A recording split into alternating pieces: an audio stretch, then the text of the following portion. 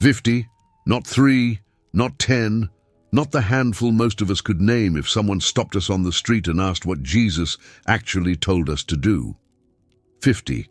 That's the number, and I want you to sit with it for a moment before we go any further, because the number itself is the first thing that should unsettle you. Most of us carry a version of Christianity in our pockets that has maybe 4 or 5 commands in it. Love God, love your neighbor, don't judge, forgive people, be kind. We've compressed an entire life of teaching down into something that fits on a coffee mug, and then we wonder why our lives don't look transformed. We wonder why the anger still comes up at the same hour every evening. We wonder why the same person's name still makes our jaw tighten after 11 years. We wonder why we pray for peace and receive nothing but the sound of our own heartbeat in a dark room. 50 commands. And the vast majority of us are living by 5. Now, I want to be careful here, because I'm not saying that to shame you. That's not what this is. If shame worked, we'd all have been transformed decades ago. Shame is the most abundant spiritual resource on earth, and the least effective. I'm saying it because there's something genuinely hopeful buried inside that gap. If you've been trying to change and failing, it may not be that you're weak. It may be that you've been given 5 tools for a job that requires 50. You've been trying to rebuild a house with a hammer and no saw, no level, no measuring line, and then blaming your hands. The commands are there. They've been there the whole time. They're scattered across the Gospels. Some of them spoken on a hillside to thousands. Some of them murmured to a single person in a doorway. Some of them delivered so quietly that they've been read past for centuries by people scanning for the famous parts. And when you gather them, when you actually line them up and look at them together, something becomes visible that you cannot see when they're separated. They're not a list of rules. They're a design. They fit together. Each one addresses a specific mechanism inside a human being. The way we think, the way we speak, the way we hold what has been done to us. And that's the shape of what we're doing here today. 50 commands, and I'm going to walk you through every one of them, and I'm going to show you what each one is actually asking of you, because most of them have been softened and blurred and turned into something comfortable, and the comfortable version doesn't work. Here is what I promise you. By the time we reach the end of this, you will not think the same way about your own mind. You will not speak the same way about the people who have hurt you. And you will be holding forgiveness differently in your hands than you are holding it right now. Not because I've talked you into anything, but because you'll have seen the design, and the design is very hard to unsee. That's the whole of it. 50 commands. 3 faculties, thought, speech, and pardon, and a road that runs from where you're sitting right now to somewhere considerably freer. Let's begin. Before we do, one small thing, and I'll keep it short because I don't want to break the quiet we've just built. If these words are reaching you, would you leave a like on this video? It's free. It's one tap. And I want to be honest with you about why I'm asking, because it isn't about numbers on a screen. Every like on a teaching like this is what carries it further out to someone at 3 in the morning who typed something desperate into a search bar and doesn't know yet that anything will answer. Your single tap is what puts these words in front of a person you will never meet, whose name you'll never know, who may be sitting in the exact condition you were in a year ago. That's all it is. A quiet gift handed to a stranger. The thumbs up is just below the video. One tap and it's done. And while you're there, tell me in the comments where in the world you're watching from. City, country, whatever you're willing to share. I'd like you to be able to scroll through and see this thing lighting up. Someone in Manchester, someone in Lagos, someone in a truck stop in Nebraska, someone in Manila who hasn't slept. The same words landing in all of those rooms at the same moment. It's worth seeing now. Command 1. Part 1. The commands that reshape how you think. 1. Repent. This is the first word out of his mouth. Before the miracles, before the parables, before a single person had been healed or fed or raised, The very first public instruction of Jesus' ministry is this one word, and almost everyone misunderstands it. We hear repent, and we picture a man in sackcloth weeping over his sins. We picture guilt. We picture the emotional experience of feeling terrible about what we've done. And that's not wrong exactly, but it's so incomplete that it functionally becomes wrong, because it puts the emphasis on feeling when the word itself is about thinking. The Greek is metanoeo. Meta, change or beyond.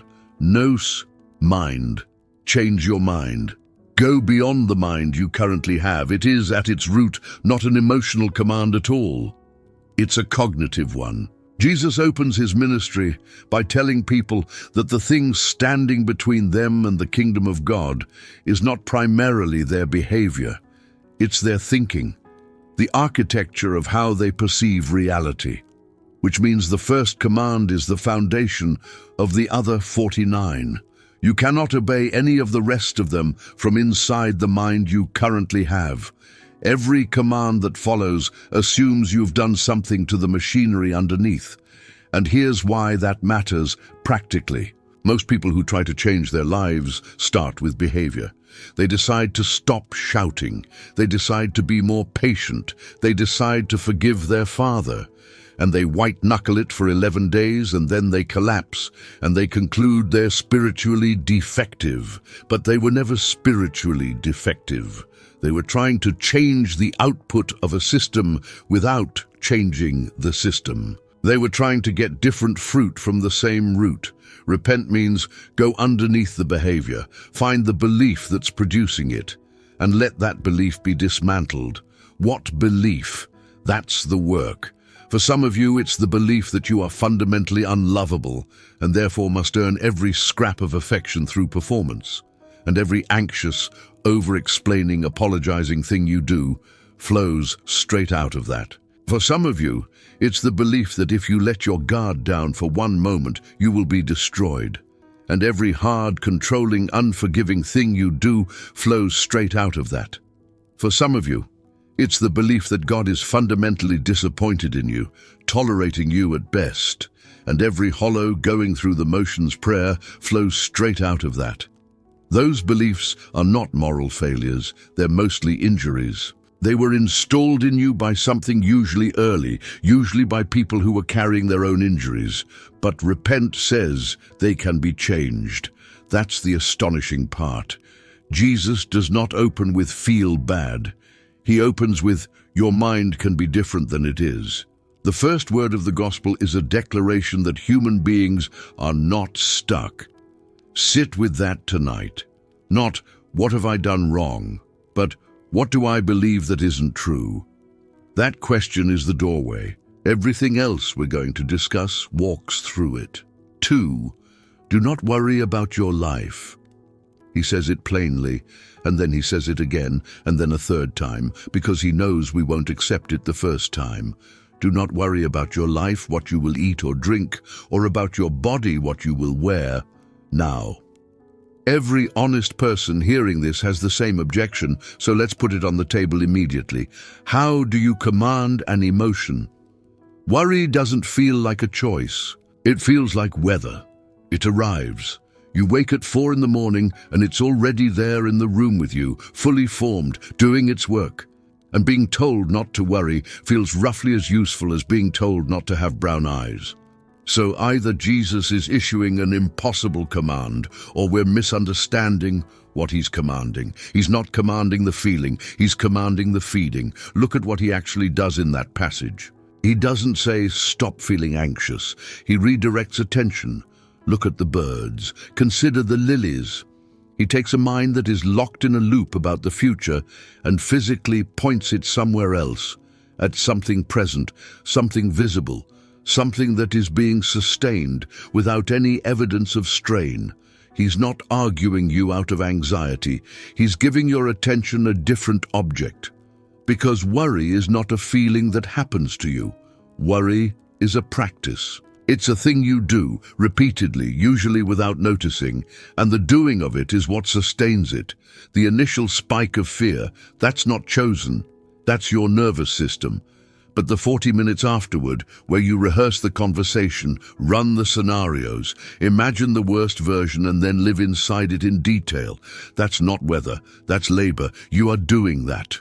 And Jesus is saying, stop doing that. This is one of the most practically useful things in the entire Gospels, and it's been sentimentalized into a poster about flowers. Here's the mechanism. Anxiety demands that you resolve the future before you're allowed to be at peace in the present. It says, once you know how this ends, then you can rest. But you will never know how it ends. The future does not hand out its contents in advance, not to anyone, not ever. So anxiety sets a condition for peace that can never, in principle, be met. It's a lock with no key, and you can spend 40 years jiggling the handle. Do not worry, is Jesus telling you the lock is fake? Rest is not on the other side of certainty. It never was. It's available now in the unresolved middle, or it isn't available at all. And then he adds the line that does the real work. Who of you, by worrying, can add a single hour to his life? That's not poetry. That's an audit. He's asking you to examine the return on investment. You have worried. How many hours in your lifetime? Thousands, tens of thousands. Name one thing that worry built. Not one thing that planning built, or preparation, or wise action. Those are different, and he's not against those. Name one thing that the rehearsal of disaster produced. Nothing. It produces nothing. It has never once produced anything. It is the most expensive activity a human being can engage in, and its output, across the whole history of the species, is zero. Tonight, when it comes for you, and it will come, probably around 4, try this. Don't fight it. Fighting it feeds it. Instead, notice the moment it shifts from fear to rehearsal, and at that exact moment, get up and look at something real. The window, a tree, your own hands, anything that exists in the present tense. That is not a trick. That is precisely, mechanically, what Jesus told a hillside full of anxious farmers to do 2,000 years ago. Look at the birds. 3.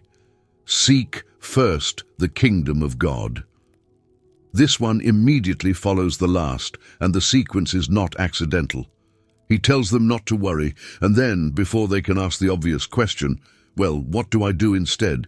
He answers it. Because that's the thing nobody tells you about breaking a mental habit. You cannot remove without replacing. A mind cannot hold a vacuum. Tell someone to stop thinking about the thing, and they will think about nothing else. Every attempt at pure subtraction fails. The only thing that has ever successfully displaced an obsession is a larger obsession.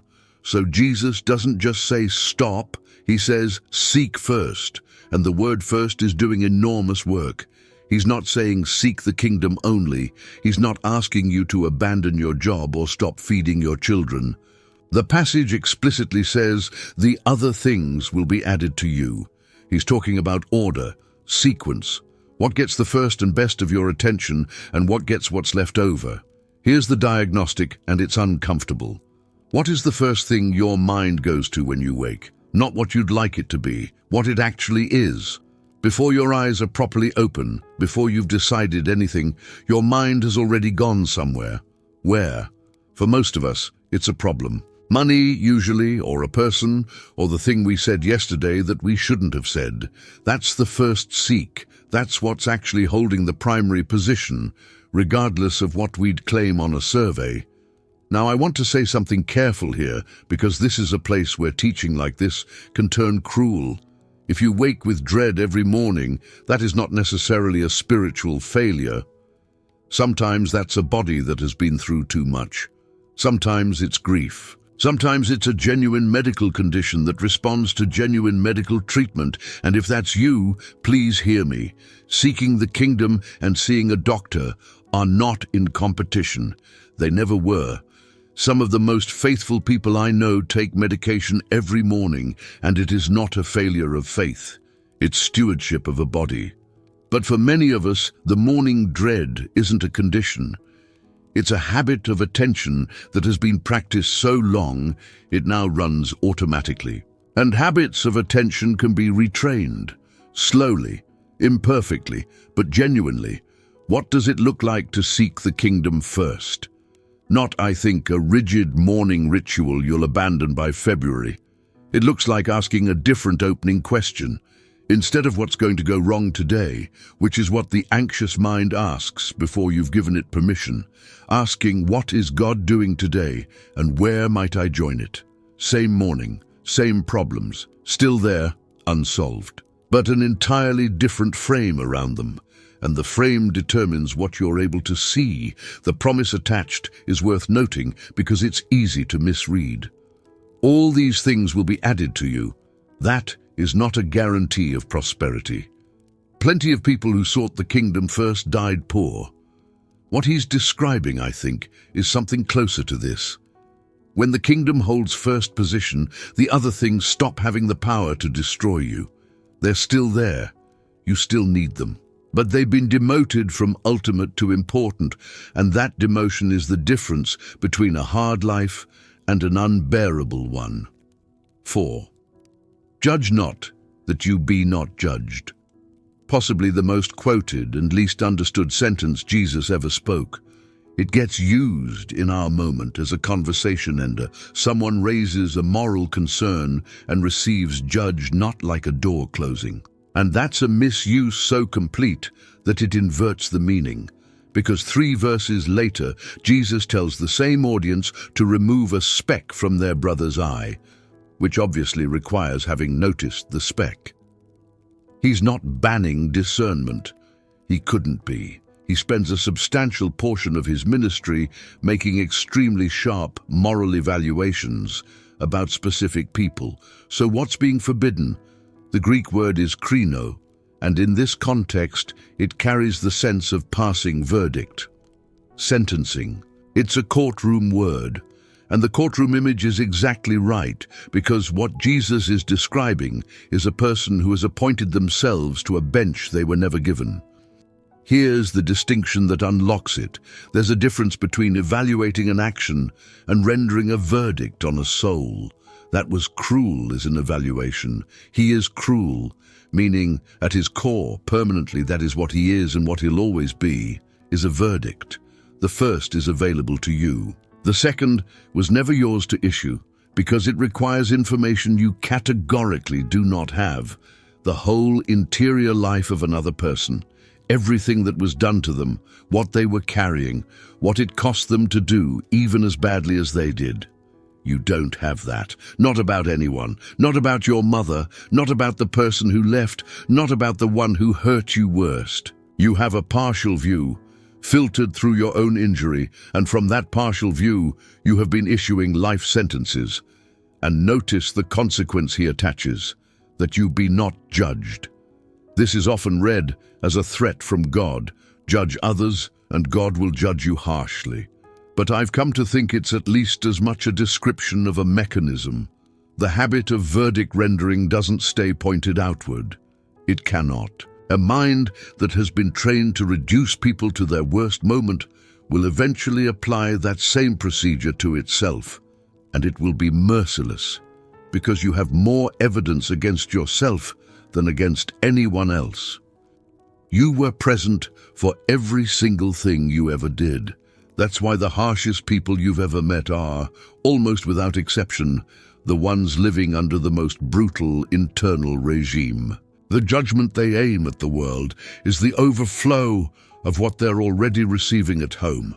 They're not cruel because they're strong. They're cruel because the machine is running and it can't be pointed anywhere safe. So the command has an immediate self-interested benefit. Dismantle the courtroom, and you don't just release other people. You release yourself from being tried every night by a prosecutor who never sleeps and never runs out of material. Try this, practically. The next time you catch yourself moving from evaluation to verdict, from that was wrong to he is worthless, stop at the sentence and ask one question. What don't I know? Not to excuse anything, just to reintroduce the fact of your own ignorance into a process that has been proceeding as if you were omniscient. It's astonishing how much air that one question lets into a closed room. 5. First, take the plank out of your own eye. This is the verse immediately after, and the two are one instruction split in half. The image is deliberately absurd. A man with a construction beam protruding from his eye socket, leaning in close to help someone with a splinter. It's comedy, genuine physical comedy, and I think we lose something by reading it solemnly. Jesus is making people laugh here, and the laughter is the delivery system for something that would be unbearable delivered straight.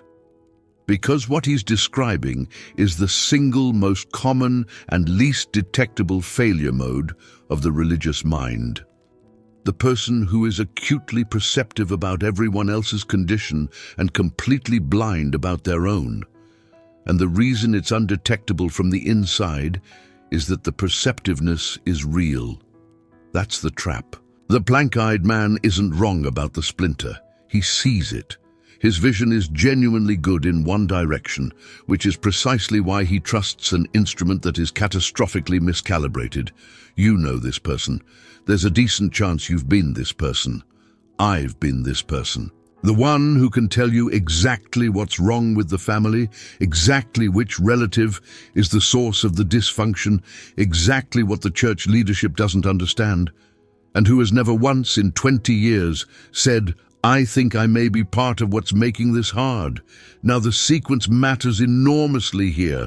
He doesn't say never remove the speck. He says first remove the plank, then you will see clearly to remove the speck from your brother's eye. The helping is still on the table. It's still the goal. He's not telling you to abandon people to their splinters. He's telling you the order of operations. And he's telling you that skipping the first step doesn't just make you a hypocrite. It makes you ineffective. You literally cannot do the fine work of helping someone else while your own vision is obstructed. You'll misjudge distance. You'll go for the eye and hit the cheek, which reframes self-examination entirely. It's not a morbid exercise in self-flagellation, not spiritual navel-gazing while the world burns. It's calibration. It's what you do to the instrument before you use it on something delicate. And here's what it looks like in practice, in the actual relationships you're in.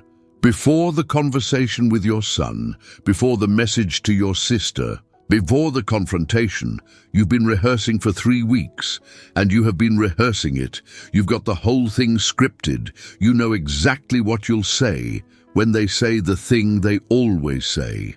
Before all that, 1 honest hour with yourself. What is my part? What am I contributing? What am I defending that isn't worth defending? What do I want out of this that I haven't admitted I want?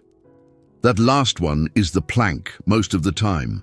We go into these conversations claiming we want resolution, when what we actually want is to be declared right. And the other person can feel the difference immediately, before you finished your first sentence. And that's why the conversation goes the way it always goes. Take the plank out, then you'll see, and you may find the conversation you were going to have isn't the one that needed having at all. 6. Do not store up for yourselves treasures on earth. We need to be careful with this one, because it's been flattened in 2 opposite directions, and both flattenings are useless. Flattening 1, it's a command against wealth, full stop, and any financially comfortable Christian is living in contradiction. Flattening 2, it's purely metaphorical about the attitude of the heart, and therefore makes no actual claim on your bank account or your calendar. The first produces guilt without change. The second produces change without change. What he actually says is more precise than either. Where your treasure is, there your heart will be also. Read that carefully, because the causation runs backward from how we usually assume. We think my heart loves something, therefore I invest in it. He says, I invest in something, therefore my heart follows. The treasure goes first. The heart comes after.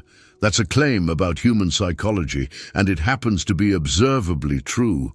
You do not become attached to something and then invest. You invest and then become attached. Ask anyone who's put money into a business they had no feelings about and found themselves lying awake over it 8 months later. Ask anyone who's poured 6 years into a relationship they weren't sure about at the start. The investment generates the affection. Where you put your resources is where your love will eventually go, whether you approved that transfer or not, which makes this command something quite different from a rule about money. It's a warning about how you are being shaped without noticing. Every hour, every pound, every unit of attention you spend is a vote for what your heart will care about in 5 years. And the votes are being counted whether or not you're paying attention to what you're casting. So the question isn't really, how much do I have? It's what am I accumulating toward? And is that where I want my heart to end up? Look at the last 3 months. Not what you intended, what actually happened. Where did the money go and where did the hours go? And I mean the discretionary hours, the ones that weren't spoken for by work and sleep and obligation. Those are your votes. That's the ballot. And whatever won that election is where your heart will be living in 5 years, regardless of what you'd say if someone asked you what you value. For most of us, this is quietly devastating, because we discover we've been voting for something we never consciously chose. The scroll, the comparison, the grievance we keep polishing. Nobody wakes up and decides to build a heart around resentment, but resentment is remarkably good at collecting small daily deposits, and it compounds like anything else. The alternative he offers, store up treasures in heaven, is not a suggestion to think about the afterlife more often. It's an instruction to invest in the category of things that don't decay. People, character, the kind of love that gets given away and can't be lost because it was never held. Those are the only assets that survive the moth and the rust and the thief, and notably, the only ones that survive you. 7. No one can serve 2 masters. He follows immediately with this, and again the sequence is the argument. No one can serve 2 masters. Either you will hate the one and love the other, or you will be devoted to the one and despise the other. The word we need is serve, douleuo, the verb for the work of a slave, not an employee. That distinction is everything. You can absolutely have 2 employers. Millions of people do. But a slave in that world had 1 owner and belonged to him totally. There was no arrangement in which you were owned by 2 people, because ownership is not the kind of thing that divides. So the claim isn't, it's difficult to have divided loyalties. The claim is that divided ultimate loyalty is a category error. It's not hard, it's impossible. And what feels like successfully serving 2 masters is always on inspection, 1 master being served and 1 being managed with the leftovers. And most of us are extremely skilled at not looking closely at which is which. Here's the test he seems to be pointing at, and it's more useful than any inventory of what you own. At the point of collision, what wins? When the thing God is asking of you and the thing money is asking of you point in different directions, which way do you actually turn? Not what you say, what you do. On a Tuesday, when nobody's watching and there's no sermon in it. Because the 2 masters don't conflict most of the time. That's what makes this so hard to see. 90% of life, you can serve both without noticing any tension at all. It's only at the collision points that the real ownership becomes visible. The job that would require you to become someone you don't want to be. The opportunity that only works if you're willing to be dishonest in a small way that nobody would ever catch. The situation where doing right will cost you tangibly and doing wrong will cost you nothing but a vague unease you know from experience will fade in about 6 days. Those moments aren't tests in the sense of God grading you. They're revelations. They show you what was already true. The ownership was already settled long before the moment arrived. The moment just made it legible. And there's something merciful hidden in the harshness of this one. Jesus is not asking you to serve two masters better. He's telling you that the exhaustion you feel is not a failure of effort. It's the natural result of attempting something structurally impossible. If you have been tired for years in a way sleep doesn't touch, this may be why. You have been trying to satisfy two owners who want different things from the same finite life, and you have been blaming yourself for not being able to do it. You can't do it. Nobody can do it. That's not your weakness. That's the design of reality. And the relief on the other side of accepting it is considerable. 8. Ask, and it will be given to you. Ask, and it will be given. Seek, and you will find. Knock, and the door will be opened. 3 verbs, escalating, and we have to handle this one honestly because it's one of the places where naive teaching does the most damage. There are people watching this who asked with everything they had for years, for someone they loved to be healed, and the person died anyway. If we skip past that to talk about the abundance of God, we've betrayed those people, and I won't do it. So let's start there. The command is ask, the command is not, and you will receive precisely the thing you named. And the difference between those two is where most people's faith either matures or collapses. Notice what the verbs actually describe. Ask, seek, knock. Those are all postures of not having. They're the vocabulary of dependence. You do not ask for what's already in your hand. You do not seek what's in your pocket. You do not knock on a door that's standing open. Every one of these verbs presumes a gap between where you are and what you need, and the command is not to close the gap by your own effort, but to stand in it and speak. That's the actual instruction, sustained, undefended asking. And it's much harder than it sounds because everything in us wants to stop. Some of us stop because it feels humiliating. Asking means admitting we can't. Many of you were raised in families where need was treated as weakness, where the child who asked for help learned quickly not to, and you have carried that into your prayer life without ever noticing you did. You pray informationally. You update God on your situation, but you don't ask, not really, not in the raw way a child asks, because somewhere along the line asking became dangerous. Others of us stop because we asked and it didn't come, and asking again feels like walking back into a room where we were humiliated once already. And I don't have a tidy answer for that second group. I don't think there is one. What I notice is that the verbs are all continuous in the Greek. Keep asking, keep seeking, keep knocking. It's not a single transaction. It's a posture maintained over time, which suggests Jesus fully expects there to be a duration in which nothing appears to be happening. He builds the delay into the command. If asking always worked immediately, keep knocking would be strange advice. And then he gives the reason, which is the actual heart of it. If you, being evil, know how to give good gifts to your children, how much more will your Father in heaven give good things to those who ask him? The argument is not that you'll get what you name. The argument is about the character of the one being asked. A good father does not always give what the child requests. Sometimes what the child requests would harm them. Sometimes the timing is wrong. Sometimes the child is asking for a smaller thing than what's actually being prepared. But a good father is never indifferent to being asked. That's what's being commanded, not a technique for extraction. A relationship in which need is spoken rather than swallowed. If you have stopped asking, and some of you stopped years ago and have been performing prayer ever since, this is the invitation back.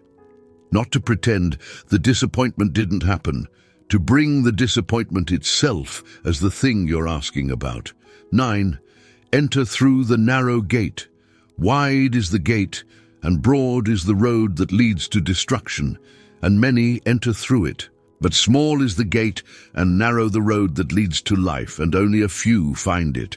This one has been weaponized, and I want to disarm it before we look at it, Because in a lot of hands, narrow gate has meant our group is small and correct, and everyone else is going to hell, which turns the verse into a permission slip for exactly the judgment we dealt with 4 commands ago. That reading also makes the narrowness a matter of doctrinal position, of being on the right side of an argument, when the context is nothing of the sort. This sits at the end of the Sermon on the Mount, after an extended teaching about anger, lust, honesty, generosity, forgiveness, and worry. The narrow road he's just described is not a set of correct opinions. It's a way of living that is genuinely practically hard. Here's what makes it narrow. It's narrow because it requires you to do the thing that costs you something in the moment, with no visible return. The broad road isn't the road of obvious wickedness. Very few people wake up and choose evil. The broad road is the road of the reasonable. It's the road where you keep the resentment, because honestly, look at what they did. Where you tell the version of the story that makes you look better, because it's basically true, and the full version is complicated. Where you spend the money on yourself, because you earned it and you did earn it. Where you don't make the phone call because they should call you first, and they should. Every one of those is defensible. That's what makes the road broad. There's room for everyone on it because nobody has to justify anything. It's the path of least resistance dressed up as fairness. The narrow road is narrow because at every one of those junctions, it asks you to do the more expensive thing. Forgive when you have a legitimate case. Tell the truth when the lie is small and would cost no one. Give when you could reasonably keep. Call first when it's their turn. And notice, none of those are dramatic. This is not about martyrdom. It's about 1,000 small choices in which the narrow option is available and slightly harder, and no one will ever know which you chose. That's why few find it. Not because God has restricted access, but because the gate is small enough that you have to be paying attention to see it. And you can walk past it your entire life while considering yourself a good person and be entirely sincere in that assessment. The word for find there is worth sitting with. Few find it. Finding implies looking. The gate doesn't announce itself. It's not signposted. It appears as an ordinary moment on an ordinary Tuesday, where you could do the generous thing or the fair thing, and both are permitted, and one of them is the gate. Most of them are that small. That's the whole secret. People are waiting for the great test and walking past 40 gates a week. 10. Build your house on the rock. The Sermon on the Mount ends here, and the placement tells you how to read everything before it. 2 builders, 2 houses, 1 storm. The houses look identical until the weather comes. That's the part people skip. In fair conditions, there is no observable difference. Same walls, same roof, same view from the window. You could not tell them apart on a clear day, and neither could the builders. The difference is entirely in what's underneath, invisible, and it becomes relevant exactly once. And notice how he defines the foundation. Everyone who hears these words of mine and puts them into practice. Not everyone who hears them, not everyone who agrees with them, or is moved by them, or shares them, or can quote them. Hearing plus practice. The foolish builder in the story also heard. He was in the audience. He was presumably nodding. That's an uncomfortable thing to say at the end of a teaching like this one, and I'm aware of the irony of saying it partway through a very long video. But it's the thing that has to be said, because there is a particular kind of spiritual consumption that feels exactly like transformation and produces nothing. You listen to teaching. You feel deeply moved. The feeling of being moved registers internally as progress. And you mistake the emotional experience of hearing truth for the structural work of building on it. That's sand, sincere, tearful, genuinely felt sand. The distinction is practice, which is unglamorous and slow and mostly invisible. Nobody sees a foundation. Foundations are, by definition, the part of the building that is buried and unadmired, and the entire reward for building one properly is deferred to a moment of crisis that may be years away, which is exactly why people don't. The rock costs more, takes longer, and yields nothing you can show anyone until the day it saves your life. So here's what I'd ask, and it's the only thing I'll ask about this first section of 10. Not which of these 10 commands moved you. That's the wrong question, and it produces sand. The question is, which one of these 10 are you going to practice this week? 1. Not 10. Pick the one that made you most uncomfortable. That discomfort is usually the location of the actual work. And do something with it before Sunday, because we have 40 more to go, and if the first 10 don't touch the ground, the next 40 won't either. Let's keep going. 11. Do not swear at all. Let your yes be yes. Again, you have heard that it was said, do not break your oath, but I tell you, do not swear at all. Let your yes be yes, and your no, no. On the surface, this looks like the most culturally distant command in the set. Oath swearing isn't a live issue for most of us. Nobody's swearing by Jerusalem or by their own head in the office on Monday. So the instinct is to file it under historical and move on. Don't. Because what's underneath it is one of the most relevant things Jesus ever said about how we speak, and we do the thing he's forbidding constantly. We just do it with different vocabulary. Here's the logic. Why does anyone swear an oath? Because ordinary speech isn't trusted. An oath is an escalation. It exists to mark this statement as more reliable than my normal statements. And the moment you have a category of speech that's extra true, you have automatically created a category of speech that is ordinary true, which everyone correctly understands to mean less binding. That's the trap. The oath doesn't strengthen the important statements. It weakens everything else by comparison. You cannot elevate part of your speech without demoting the rest. And we do this ceaselessly. I swear to God, I'm being completely honest with you. No, seriously, I mean it this time. Trust me, every one of those is a miniature oath, and every one of them is an admission, usually unconscious, that your unmarked speech doesn't carry full weight. Nobody says, I'm being completely honest with you, unless there exists, somewhere in the relationship, a suspicion that sometimes they aren't. So the command is startlingly high. Eliminate the tears. Have one grade of speech, and let it be true. Let your yes be yes. Meaning, let a simple, unadorned yes from you be as reliable as anything you could possibly swear on, so that intensifiers become unnecessary and eventually absurd. Think about what it would mean to be a person like that. Someone whose casual, offhand, no eye contact yes was as good as a signed contract. It's rarer than you'd think. Most of us have a whole gradient. The yes we mean, the yes that means probably, the yes that means I don't want to have this conversation, and the yes that means no, but I'll deal with that later. And everyone around us has learned to read the gradient.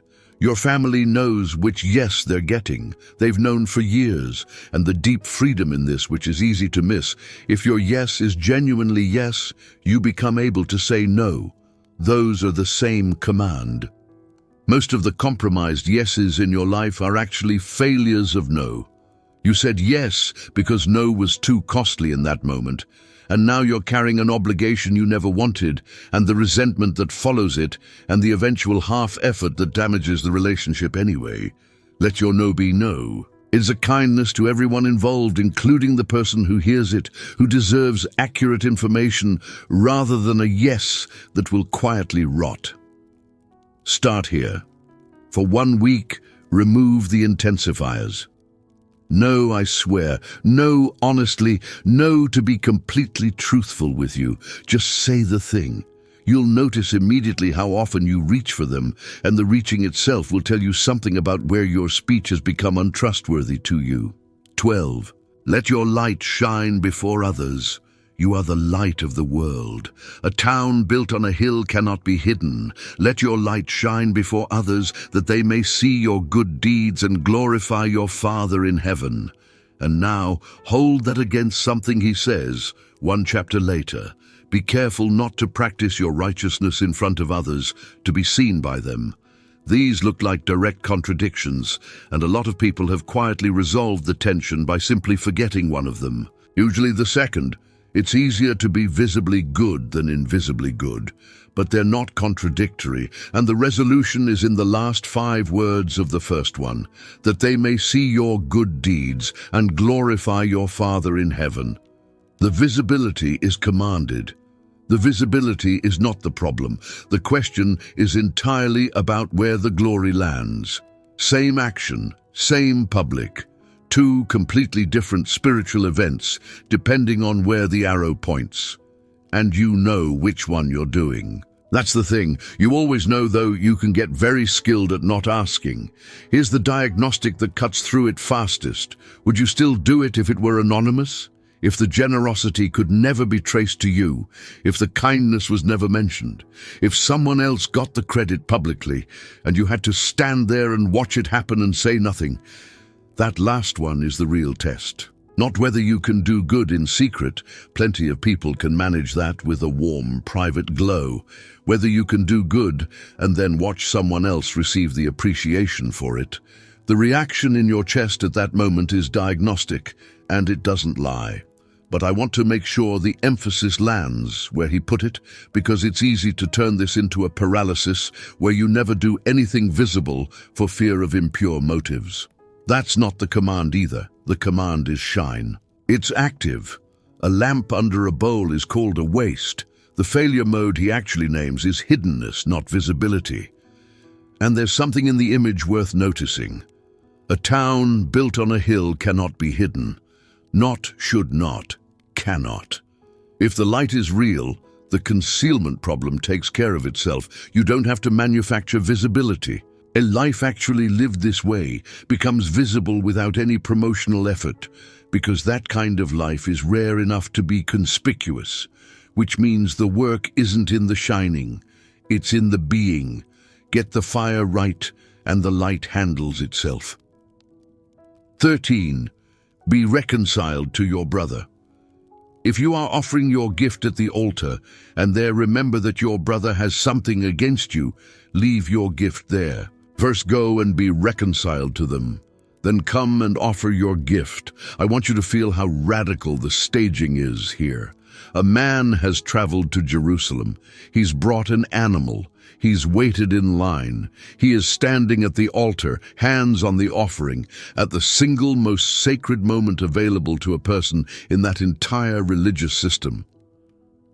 And Jesus says, walk away. Leave it there. Go find the person. Come back later. Worship gets interrupted for reconciliation. Vertical is suspended for horizontal. That's an astonishing statement of priority, and it hasn't lost any of its force. Now look at the direction of the obligation, because this is the part that stings. It doesn't say if you have something against your brother. It says if your brother has something against you, the grievance is theirs. You're not the wounded party in this scenario. You're the accused, and you're the one commanded to move. That inverts everything we normally do. Our whole instinct is to wait. When they're ready to talk, when they apologize for their part, when they acknowledge what they did. And underneath that waiting is usually a fairly precise accounting of who owes what, maintained with great care over long periods. Jesus dissolves the accounting entirely. He doesn't ask whether the grievance is fair. Notice that. He doesn't say, if your brother has a legitimate complaint. Your brother has something against you, accurate or not, proportionate or not, and that unresolved something is significant enough to interrupt worship.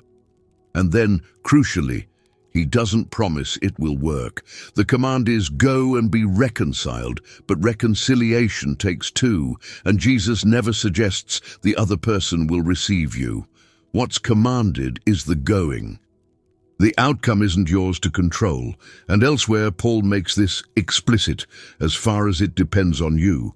That qualifier is mercy for anyone who has gone and been turned away. You did the commanded thing. The rest was never in your jurisdiction. Here's what I'd sit with. There's someone who has something against you. You know their name. It arrived while I was speaking, which is how these things work. Maybe you think they're wrong. Maybe they are wrong. You've built a fairly good case over the years, and you could present it well. The command doesn't care about your case. It says, leave the gift, go. And I'd add gently one thing about timing. He says first, not eventually, not when it feels natural, not when you've processed it sufficiently. There's an urgency in this command that we consistently sand down.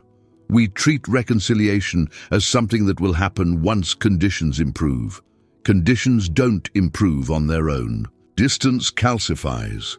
The thing that would have taken a difficult hour in year 1 takes a decade in year 11, and some of you know exactly what I mean because you're in year 11 right now.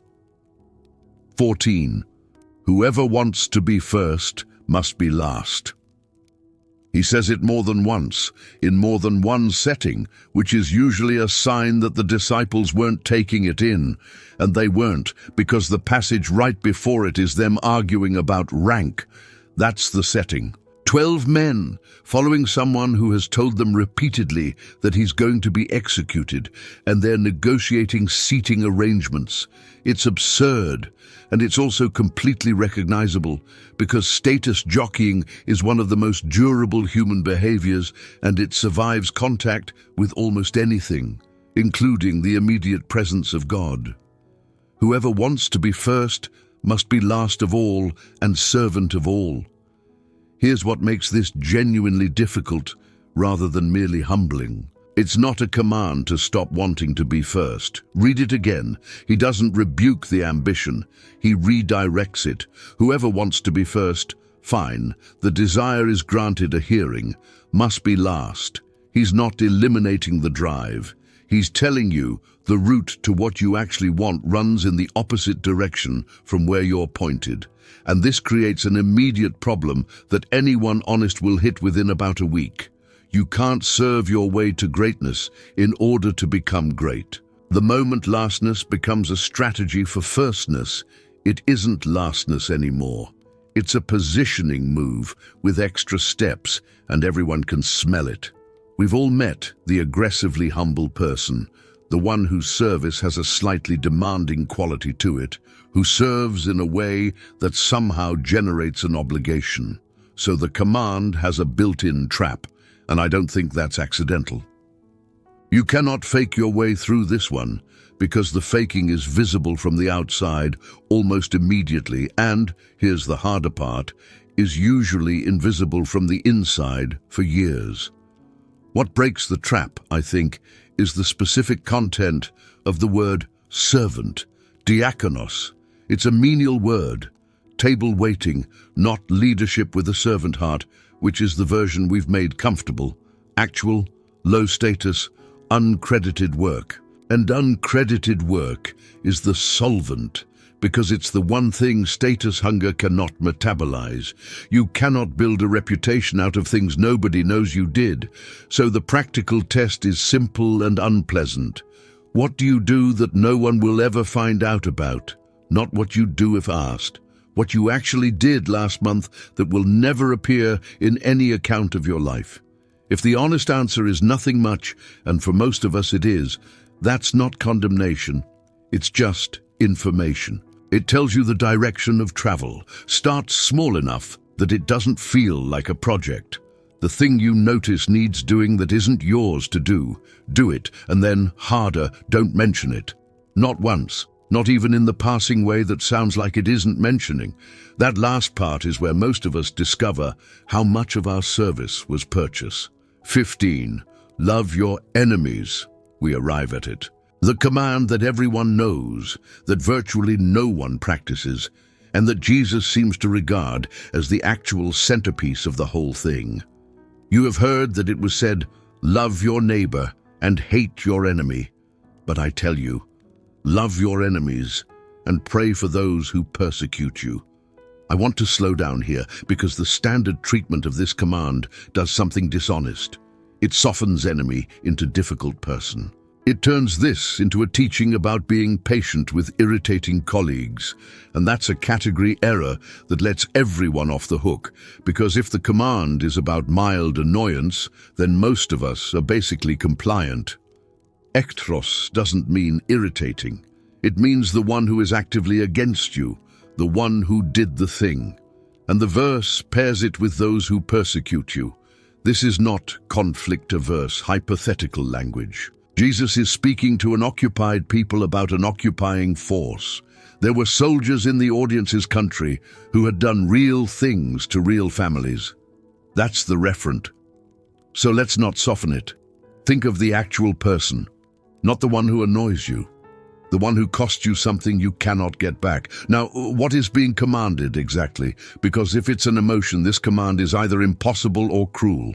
You cannot generate warmth towards someone who destroyed your family by deciding to. That's not how affection works, and any teaching that implies otherwise has just added a second injury on top of the first. Now you've been harmed and you're failing at Christianity.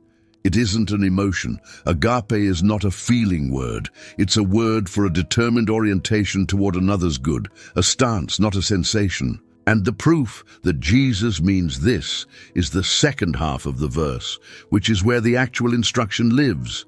Pray for those who persecute you. That's the mechanism. That's the practical, executable thing. Not feel warmly toward them. Pray for them. And that you can do right now, today, while still feeling everything you currently feel. And I want to tell you what happens when you do it, because it's not what people expect. It doesn't make you feel better about them. Not at first, and often not for a long time. What it does, slowly over months, is it changes the category they occupy in your mind, because it is extremely difficult to hold someone in the position of pure enemy while asking God to bless them. The two operations interfere with each other. Prayer requires you to think of them as a person with a life, with fears, with a soul that could be well or unwell. And that's precisely the information that hatred requires you to suppress. Hatred can only survive on a flattened image. The moment they become three-dimensional again, hatred loses its footing. So praying for your enemy is not primarily a gift to your enemy. They may never know. It probably won't change them at all. It's the surgical procedure by which you get your own mind back, because the person who wronged you took something from you once. And unforgiveness is the arrangement by which they continue taking it every day for the rest of your life, at no further cost to them. And then the reason he gives, that you may be children of your Father in heaven. He causes his sun to rise on the evil and the good. The argument isn't that your enemy deserves it. The argument is about family resemblance. This is what God is like, indiscriminate, sun on everyone, rain on the just and unjust. And the command to love enemies is a command to look like your Father. If there's one command in these 50 that changes a life, it's this one. Not because it's the most beautiful, because it's the most expensive, and it goes to the exact place where most of us have been bleeding quietly for years. 16. Turn the other cheek. This sits right beside the last one, and it may be the most misused sentence in the New Testament, used historically to tell abused people to stay, to tell oppressed people to accept it, to convert genuine violence into a spiritual opportunity for the victim. So before anything else, if you are in danger, leave. If someone is hurting you, get out and get help. Nothing in this teaching requires you to remain in reach of someone who is harming you, and anyone who has told you otherwise has handled this text badly and possibly wickedly. Please hear that clearly before we go on. Now, what's actually happening in the passage, and the detail that unlocks it, is one most translations preserve, but nobody notices. If anyone strikes you on the right cheek, turn to him the other also.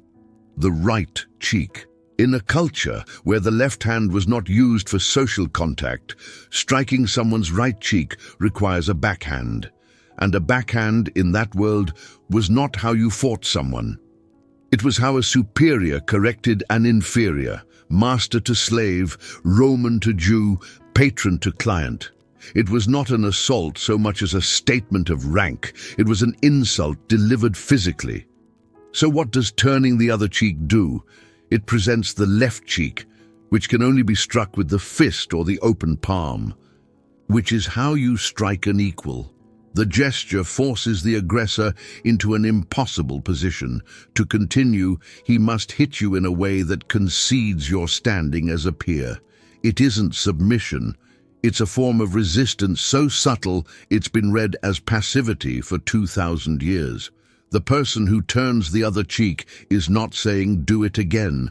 They're saying, "You cannot diminish me, and if you continue, you will have to acknowledge what I am."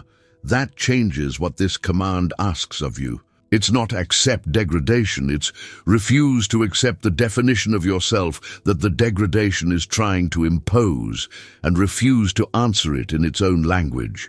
Because that's the real trap of being wronged. Retaliation looks like the only alternative to submission. Either you hit back or you accept your reduction. And Jesus is proposing a third thing, which almost nobody thinks of in the moment, which is to stand there fully upright and refuse both options. Practically in your actual life, the colleague who talks down to you in meetings, the relative whose comments are always technically deniable, the person who has established a dynamic in which you're small. Turning the other cheek isn't taking it, it's declining the frame. It's the calm, unrattled response that neither escalates nor accepts. And it is far more unsettling to the person doing it than anger would be, because anger confirms that the diminishment landed. The composure is the resistance.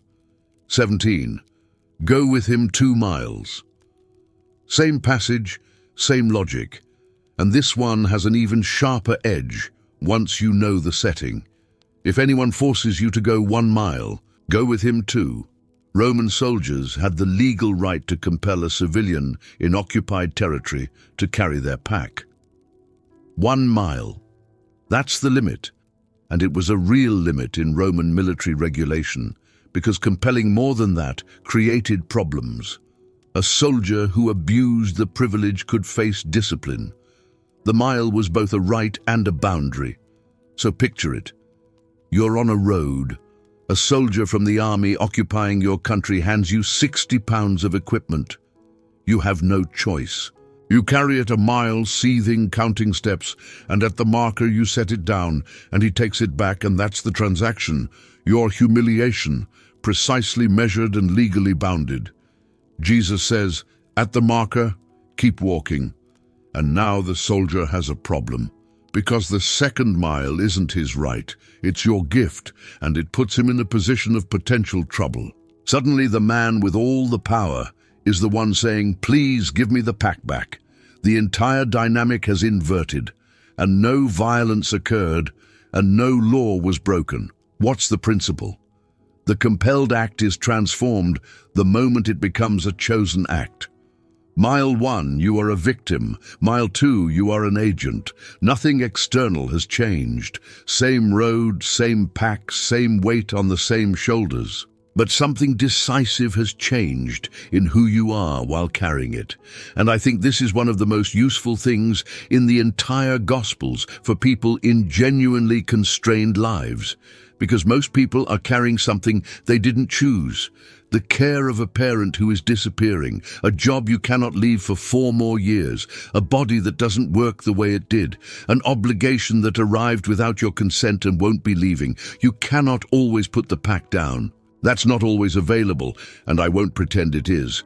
But there's a place somewhere inside the carrying where you can stop counting steps to the marker and start choosing the road. Same pack, same mile, utterly different life. That's not resignation. Resignation is, I have no choice. This is, I have chosen this.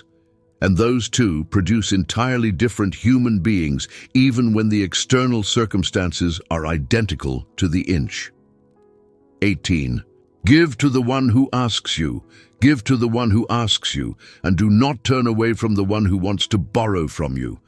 Here's where the honest objection arrives immediately, and it deserves a real answer rather than a spiritual deflection. What about the person who will misuse it? What about the one who's asked 11 times? What about enabling? Those are real questions. But notice what happens when we lead with them. They become the frame, and the command becomes an exception-hunting exercise.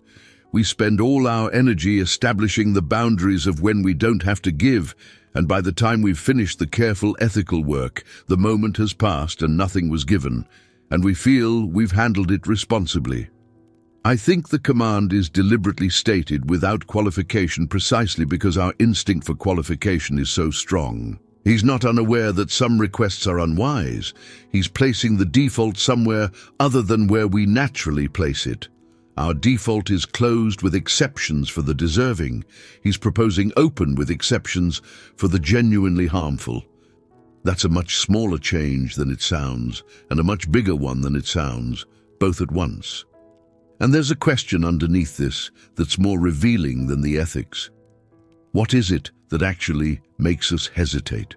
Usually not concern for the person's welfare, if we're honest. Usually it's the sense that giving to someone who hasn't earned it is unfair. That there should be a relationship between merit and receiving, and giving to the undeserving damages something. But that instinct, followed all the way down, is the exact thing that makes grace incomprehensible to us. If receiving must be earned, then everything you've received from God is either earned, which would be a strange claim, or a violation of an order you believe in. You can't hold both. The reflex that says he doesn't deserve this is the same reflex that will not let you rest in your own unearned standing. So this command is training. It's not primarily an economic policy. It's the repeated practice of giving where merit is absent, until the concept stops feeling like a violation, until you can receive on the same terms you've learned to give. And practically, I'd rather be wrong occasionally in the direction of generosity than reliably right in the direction of withholding. The first error costs money, the second one costs something else. 19. Do not let your left hand know what your right hand is doing. When you give to the needy, do not announce it with trumpets. Do not let your left hand know what your right hand is doing, so that your giving may be in secret. The trumpet image is satirical. It's very unlikely anyone was literally sounding a horn before donating. He's ridiculing something, and ridicule is a strong signal about how seriously he takes it. But the deeper part is the left hand and right hand, which is not about other people at all. Other people were covered by "don't announce it." The hands are you, your own two hands. He's describing a secrecy so complete that part of you doesn't know what another part is doing. That's a claim about the internal audience, because the harder problem isn't hiding your generosity from the public. Most of us can manage that. The harder problem is hiding it from yourself, not keeping the internal ledger, not filing it under evidence, not retrieving it at 2 a.m. when you need to feel like a decent person, not deploying it in an argument 3 years later. We all keep the ledger. There's a running total in most of us of what we've given and what it demonstrates about our character, and the total is consulted more often than we'd admit. Don't let your left hand know. Do it. And let it go. Don't file it. Why does this matter so much? Because a recorded gift is not fully given. If I gave you something and kept a receipt I intend to produce later, part of that transaction is still mine. I'm holding a claim, and the person who received it can often feel the claim, even years on, even unspoken. There's a particular weight to gifts from people who remember. The reward he names is your Father, who sees in secret, will reward you, which I've come to read less as payment and more as description. Something happens to the person who gives without recording. They become lighter. They stop needing the recognition, which means they stop being controlled by whether it comes. That's not a prize handed out later. That's the immediate consequence of releasing the receipt. Here's the practice. And it's harder than it sounds. Give something this week and then forget it on purpose. When your mind retrieves it, and it will probably within a day, put it down again. repeatedly if necessary. That's the whole discipline, not the giving, the putting down. 20. When you pray, go into your room and shut the door. But when you pray, go into your room, close the door and pray to your Father who is unseen. Same principle as the last one, applied to prayer, but there's something additional here worth drawing out. Because this command has a gift in it that most people never unwrap. The public prayer problem is obvious. He names it directly, the ones who pray to be seen. And we all know the phenomenon, the subtle shift in vocabulary and cadence when someone prays out loud, the way the prayer becomes a communication with the room disguised as a communication with God. But the room and the closed door are doing something more than preventing hypocrisy. They're creating a space where you can be honest. Because here's what I've noticed about prayer. Most of us pray as though we're being overheard, even alone. There's an internal editor running, keeping the language acceptable, filtering out the parts that seem inappropriate to say to God. So we pray a curated version. The grief without the anger, the request without the desperation, the confession without the part we're actually ashamed of. The closed door is permission to stop curating. And the phrase "your Father, who is unseen," is doing work there too, unseen, meaning you also cannot see him, which is precisely the difficulty of prayer, and he names it rather than pretending otherwise. But also, this is a father, and the language of the passage is intimate, not the judge. Not the assessor, the one you can go into a room with and close the door. If your prayer life is dead, and for a lot of people listening it is, it's a performance you conduct out of duty and it produces nothing. This might be the reason. You've been praying to an audience. Maybe an imagined congregation, maybe a version of God who is primarily evaluating the quality of your prayer. Shut the door. Say the actual thing. The rage, if it's rage. The doubt, if it's doubt. The request you're embarrassed to want. Whatever's been edited out for years. He already knows it. That's stated a few verses later. Your Father knows what you need before you ask him. Which raises the obvious question of why ask at all. And here's the answer I've landed on. The asking isn't for his information. It's for your honesty. Prayer is the place where you stop performing, and if you never say the true thing out loud to God, there may be nowhere else in your life where you say it at all. 21. When you fast, wash your face. When you fast, put oil on your head and wash your face, so that it will not be obvious to others that you are fasting. 3 commands in a row now with the same architecture, giving, praying, fasting, and each one built the same way.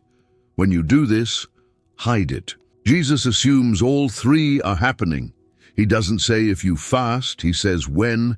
The practice is presumed, only the visibility is corrected. And I want to note the specific instruction because it's more than don't be obvious. It's an active concealment. Put oil on your head. Wash your face. Do the things a person does on an ordinary, comfortable day deliberately so that the evidence of difficulty is erased. He's asking for a small, sustained performance in the opposite direction from what we naturally do, because our natural direction is unmistakable. We want the cost to show, not crudely. Most of us are too sophisticated to announce our sacrifices outright, but we let them leak. The slight weariness in the voice, the mention that we didn't sleep much, the way "I've had a difficult week" gets deployed at exactly the moment it will be noticed. We are extraordinarily skilled at making our burdens visible while maintaining plausible deniability that we were trying to. And the reason is not really vanity. I think it's loneliness. Hidden difficulty is difficulty carried alone, and that's genuinely hard, and something in us reaches for a witness. That reaching isn't wicked, it's human. But Jesus is pointing out that the moment the witness arrives, something in the transaction closes. They have received their reward in full. Not a punishment, a settlement. You wanted to be seen, you were seen, the account is balanced, and there's nothing further coming because you already collected. What he's protecting is the possibility of something happening between you and God that has no other observer and therefore no other payment. Now, this doesn't mean never tell anyone anything. That reading would forbid friendship. There's a difference between confiding in someone because you need help and broadcasting because you need credit. And you know which you're doing, even when you pretend the confiding was incidental. Here's the practice. The next hard thing you undertake voluntarily, the fast, the early morning, the money you gave that you needed, the visit you made that cost you a day, tell no one, not one person. And watch what rises in you when the opportunity to mention it comes and goes unused. That rising is the thing being addressed. Learning to let it pass unfed is the entire exercise. 22. Forgive us our debts, as we forgive our debtors. We're now inside the prayer he taught, and this line is the only one in it with a condition attached, and he doubles down on it immediately afterward, which he doesn't do for any other petition. If you forgive others their trespasses, your heavenly Father will also forgive you. But if you do not forgive others, neither will your Father forgive your trespasses. That's alarming. It has alarmed serious people for 2,000 years, and I don't think we should diffuse it too quickly, because the discomfort is doing intentional work. Let me say first what I don't think it means. I don't think it means God's forgiveness is a wage paid for your performance, purchasable by sufficient magnanimity. That reading collapses grace entirely and contradicts nearly everything else he taught. Here's what I think is being described. Forgiveness is not a substance that gets deposited into a container. It's a flow. It comes in and it goes out, and the going out is not a separate act. It's the same movement continuing. So a person who refuses to forgive isn't someone who has received grace and declined to pass it on. They're someone in whom the flow has been stopped, and a stopped flow doesn't fill up. It just stops. Try to picture the alternative, and it becomes incoherent. A person genuinely overwhelmed by the scale of what they've been forgiven, standing in front of someone who owes them considerably less, saying no. That's the parable of the unforgiving servant, and the reason it lands as monstrous is that it is incoherent. The man's behavior demonstrates that he never actually understood what happened to him. He experienced the release as a lucky outcome, not as mercy. And the story's ending isn't God being petty, it's the revelation that the first transaction never landed, which reframes the alarming line.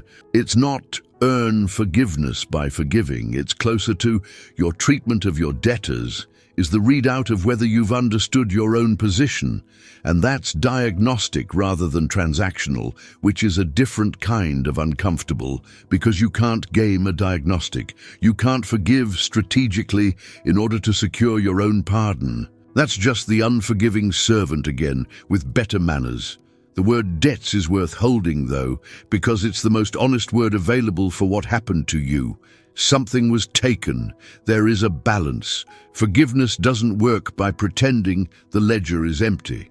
That's why just let it go fails so completely as advice. The debt is real.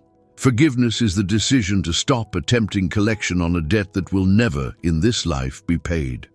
That's all it is. Not pretending it didn't happen, not saying it was acceptable, stopping the collection effort. And if you've been trying to collect for 11 years from someone who does not have the currency, who may be dead, who may not remember, who may be genuinely incapable of giving you what you're owed, then you already know what that effort costs and how little it has ever returned. 23. Deliver us from evil, and the whole shape of asking. I want to take the Lord's Prayer as a single command for a moment because Jesus introduces it as an instruction in form. This, then, is how you should pray. He's giving a shape, and the shape is itself teaching. Look at the order, Father, and relationship first. Your name, your kingdom, your will, God's concerns before mine. 3 petitions deep before a single personal need appears. Then bread, then forgiveness, then protection. We invert this almost universally. We open with need, because need is what drives us to pray in the first place. Most of our prayer begins somewhere around bread and never gets any further up the list. And then we wonder why prayer feels transactional. It feels transactional because we've structured it as a transaction and skipped every part that wasn't one. The shape is corrective. It puts your need in a position, not eliminated, not shamed, but located inside something larger. Daily bread arrives after the kingdom, and the placement changes what it means. It stops being the whole point of prayer and becomes one true request among several. And notice how modest the request is. Bread, daily, not security, not a year's supply, not resolution of the situation causing the anxiety. Bread, today. The prayer he taught contains no petition for certainty about the future, which is worth sitting with, given that certainty about the future is what most of our praying is actually reaching for. Then deliver us from evil, and the honest thing to say about that line is that it's a request that visibly goes unanswered for many faithful people. Terrible things happen to people who prayed this every morning. Any teaching that skates past that is not worth your time. I don't have a resolution. What I notice is that Jesus prayed a version of this himself in Gethsemane, "Take this cup," and it was not granted, which means the man who taught this prayer also prayed for deliverance and went to the cross anyway. Whatever this petition is, it isn't a guarantee, and he knew that better than anyone when he handed it over. What it seems to be is the correct posture, dependent, asking, not pretending to self-sufficiency. Someone who prays, "Deliver us," is someone who has admitted they can be overwhelmed. That admission is itself a form of sanity, and its absence is a form of madness we've learned to call competence. 24. Do not be like the hypocrites. The word hypocrites is a theater word. It meant an actor, one who speaks from behind a mask, not originally a moral term at all. Jesus took a technical term from the stage and made it the name for a spiritual condition, and the metaphor carries the entire meaning. An actor isn't lying exactly. Everyone in the theater knows. The problem with religious hypocrisy is that the audience doesn't know. The mask is presented as a face. But here's the part that gets missed, and it's the more dangerous part. The actor knows he's acting. In the theater, the man behind the mask is fully aware of the distinction between himself and the character. The spiritual version is worse because the mask can be worn long enough that the wearer forgets. That's the real terror of this condition. Not that you're deceiving others, but that you have become the last person capable of detecting it. Which is why hypocrisy is the one sin Jesus attacks with real heat. He's gentle with the greedy, the promiscuous, the violent, the traitorous. Genuinely gentle, the tax collectors and the woman at the well get warmth and invitation.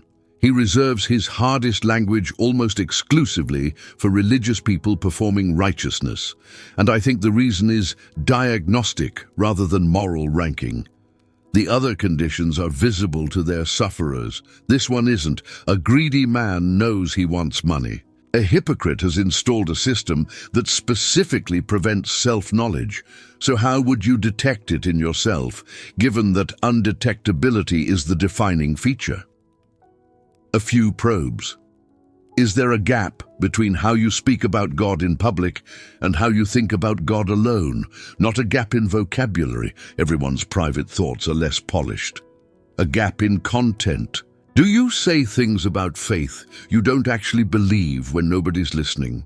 Does your family recognize the person other people describe? This one's brutal and reliable. The people who see you unperformed have the most accurate data in existence about you, and they're usually not consulted. What happens in you when you're criticized? The masked person cannot receive criticism because the mask is load-bearing. A crack anywhere threatens the whole structure. Disproportionate defensiveness is nearly always a sign that something is being protected that shouldn't need protecting. The remedy isn't to try harder at sincerity. You can perform sincerity. It's one of the easier things to perform. The remedy is to have at least one person and 1 hour with God in which the mask is off, because the mask cannot survive being seen from the inside by someone else who doesn't leave. 25. Be perfect as your heavenly Father is perfect.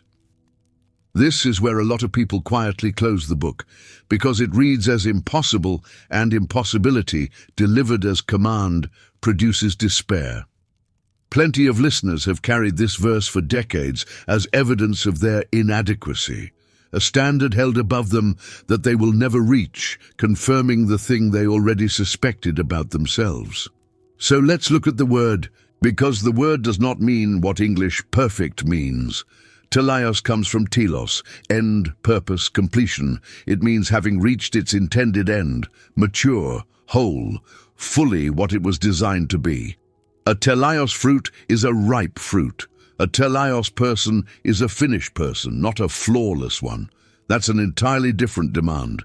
English perfect means without defect, a standard of 0 error measured against an ideal. Teleios means fully developed, a standard of completion measured against a design.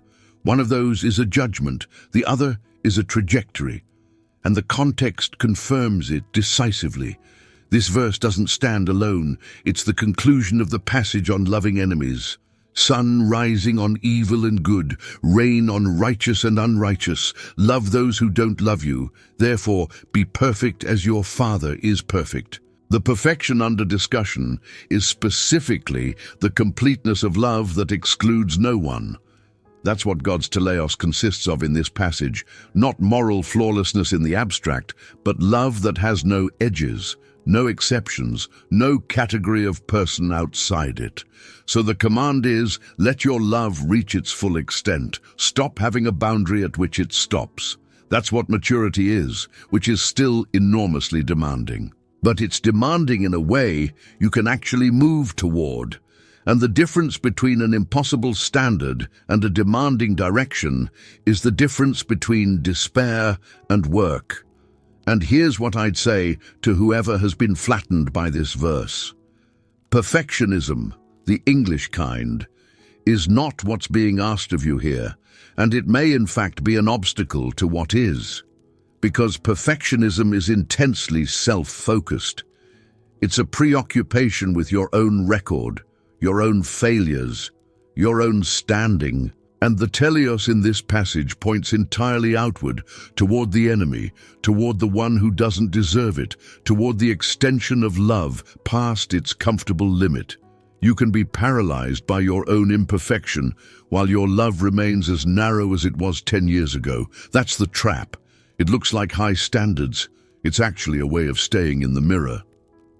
Part 2. The commands that reshape how you speak. 26. Out of the overflow of the heart, the mouth speaks. Technically, this is a statement rather than an imperative, but it functions as a command in its consequences, and it's the doorway into everything about speech. So we start here. A good man brings good things out of the good stored up in him, and an evil man brings evil things out of the evil stored up in him. For the mouth speaks what the heart is full of. The image is a container that has been filled past its capacity. Overflow isn't chosen, that's the point. Overflow is what happens when the vessel is jostled, the contents come over the side, and what comes over is whatever was inside, which tells you what your speech is. It's not a communication system, it's a readout. And this is why the standard approach to controlling our words fails so consistently. We treat speech as a discipline problem. Think before you speak, count to 10, hold your tongue. Those aren't useless, they're the lid. But a lid on a full vessel is a temporary arrangement, and everyone who's tried it knows exactly how temporary. You hold it for 6 days, and then someone jostles you at the wrong moment, and the whole thing comes over the side, and afterward you say, "I don't know where that came from." You do know. It came from inside. It was always there. The pressure didn't create it. The pressure revealed it, which is either bad news or extraordinarily useful news depending on what you do with it. Here's the useful version. Your worst moments of speech are the most accurate diagnostic information you will ever receive about your own interior. Not your best moments. Those can be managed. The thing you said when you were exhausted and provoked, and it came out before you could stop it.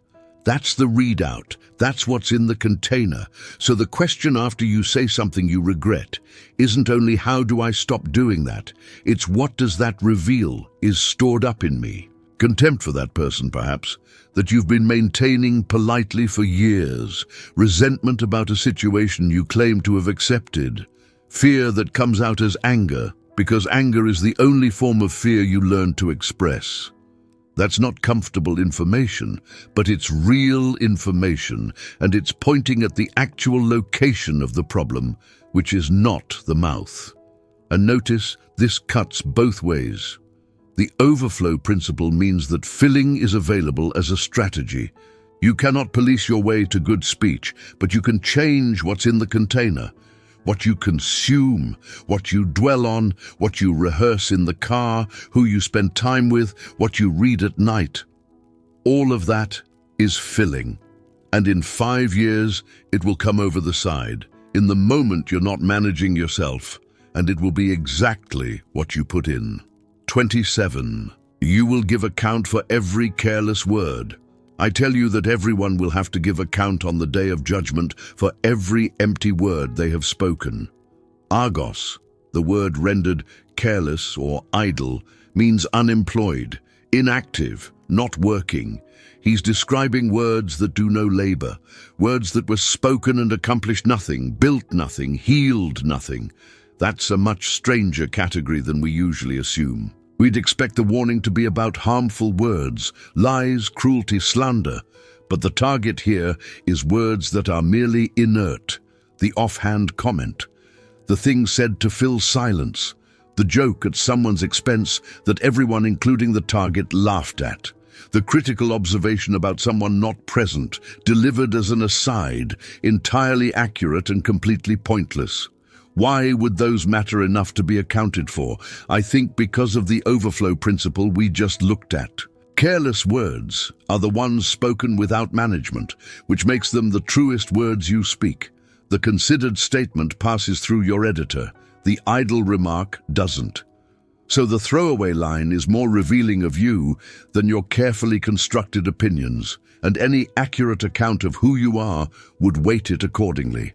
There's also the matter of what idle words do, despite doing no work.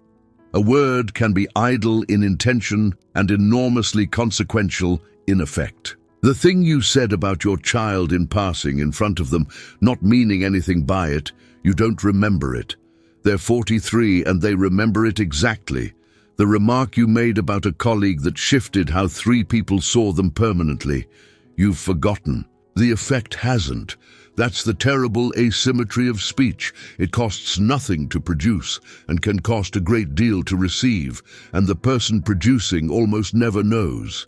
Now, I want to hold this carefully, because turned the wrong direction, it produces a person who is anxious about every sentence, and Jesus was not anxious about sentences. He joked, he used hyperbole. He was, by the evidence of the Gospels, sharp and quick, and occasionally very funny.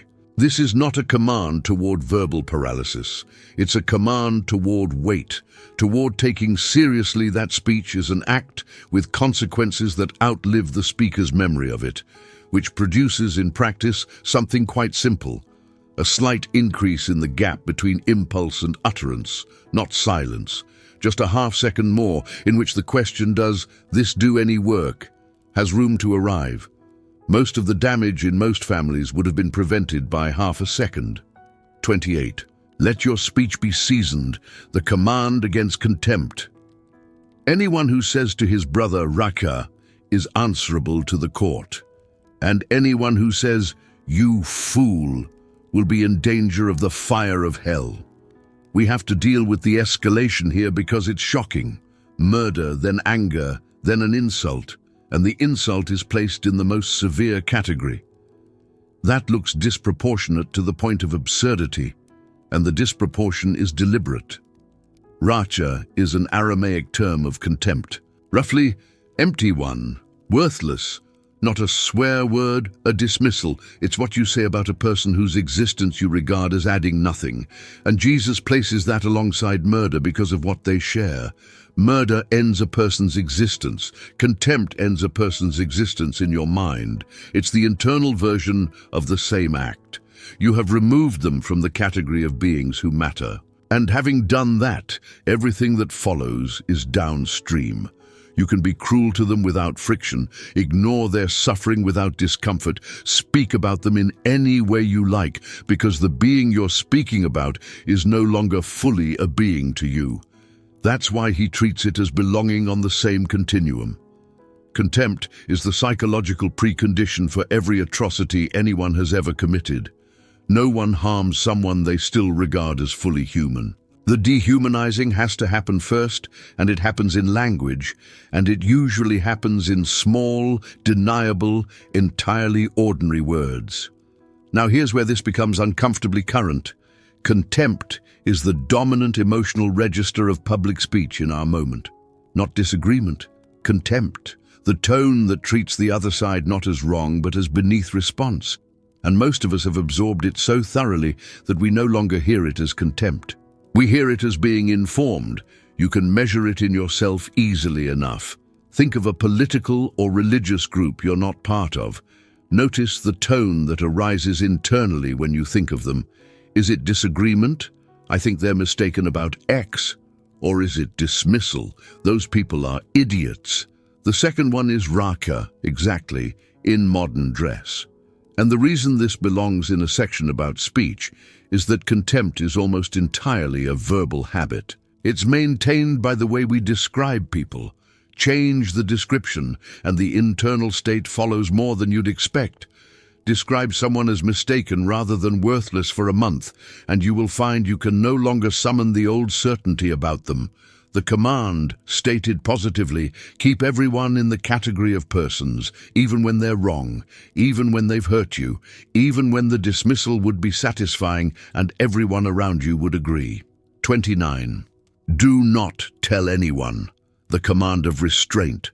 Over and over in the Gospels, Jesus heals someone and then instructs them to say nothing. The leper, Jairus' daughter, the blind men. See that no one knows about this. It's strange enough that scholars have a name for it.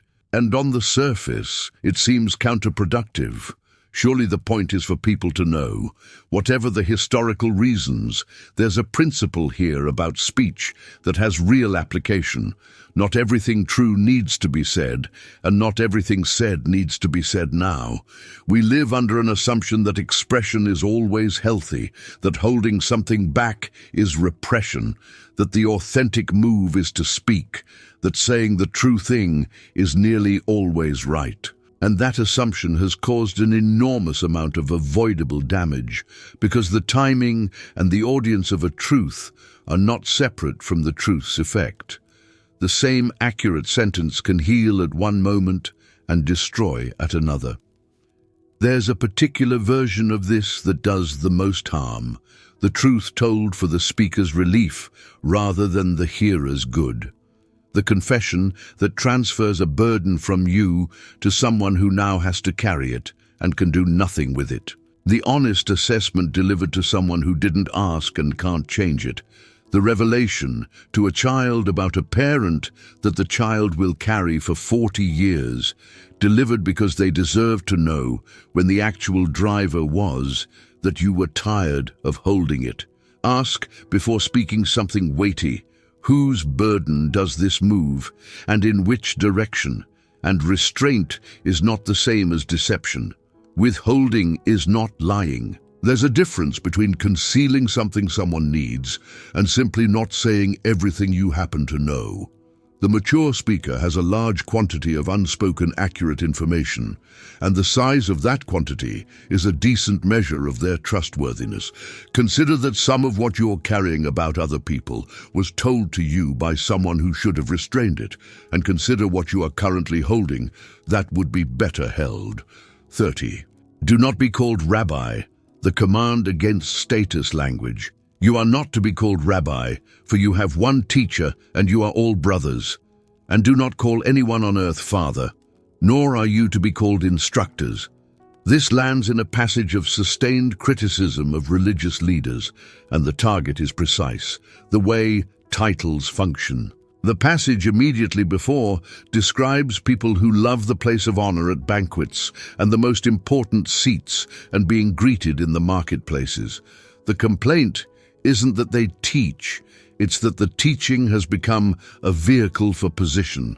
Now, obviously this hasn't been observed literally. Christianity has produced more titles than almost any institution in history, and I don't think a wooden reading is right. Paul calls himself a father to Timothy without apparent guilt. What's forbidden is a relationship structure, and the reason is given plainly: you are all brothers. The problem with title language is that it establishes a permanent asymmetry. Between brothers, correction flows both directions. Between rabbi and student, it flows one way, and a person who cannot be corrected by those below them will eventually go wrong in a way no one can stop. That's the mechanism, and church history is a long demonstration of it.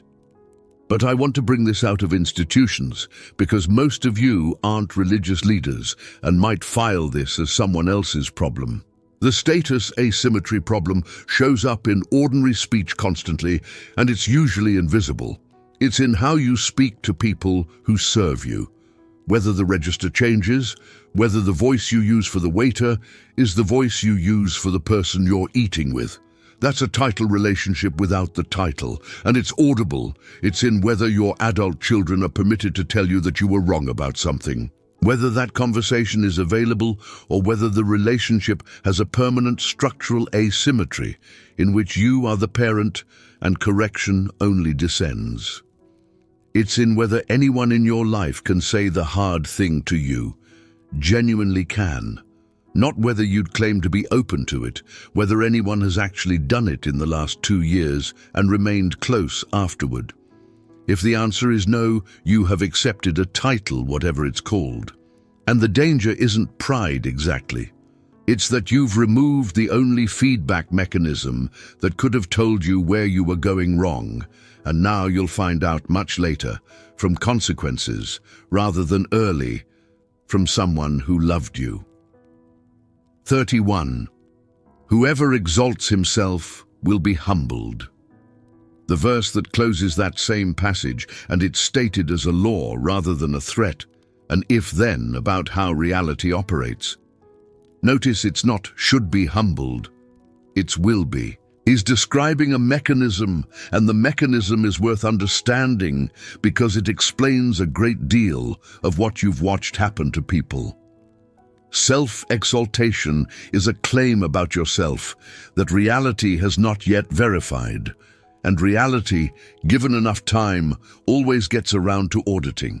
The person who claims more competence than they possess will eventually face a task that requires the claimed competence. The person who has cultivated an image will eventually be seen unperformed. Everyone is, eventually, by someone who talks. The gap between the claim and the truth is a debt, and debts come due. That's the humbling. It's not usually God striking someone down. It's just the arrival of the bill. And the second half, whoever humbles himself will be exalted, works by the same logic in reverse.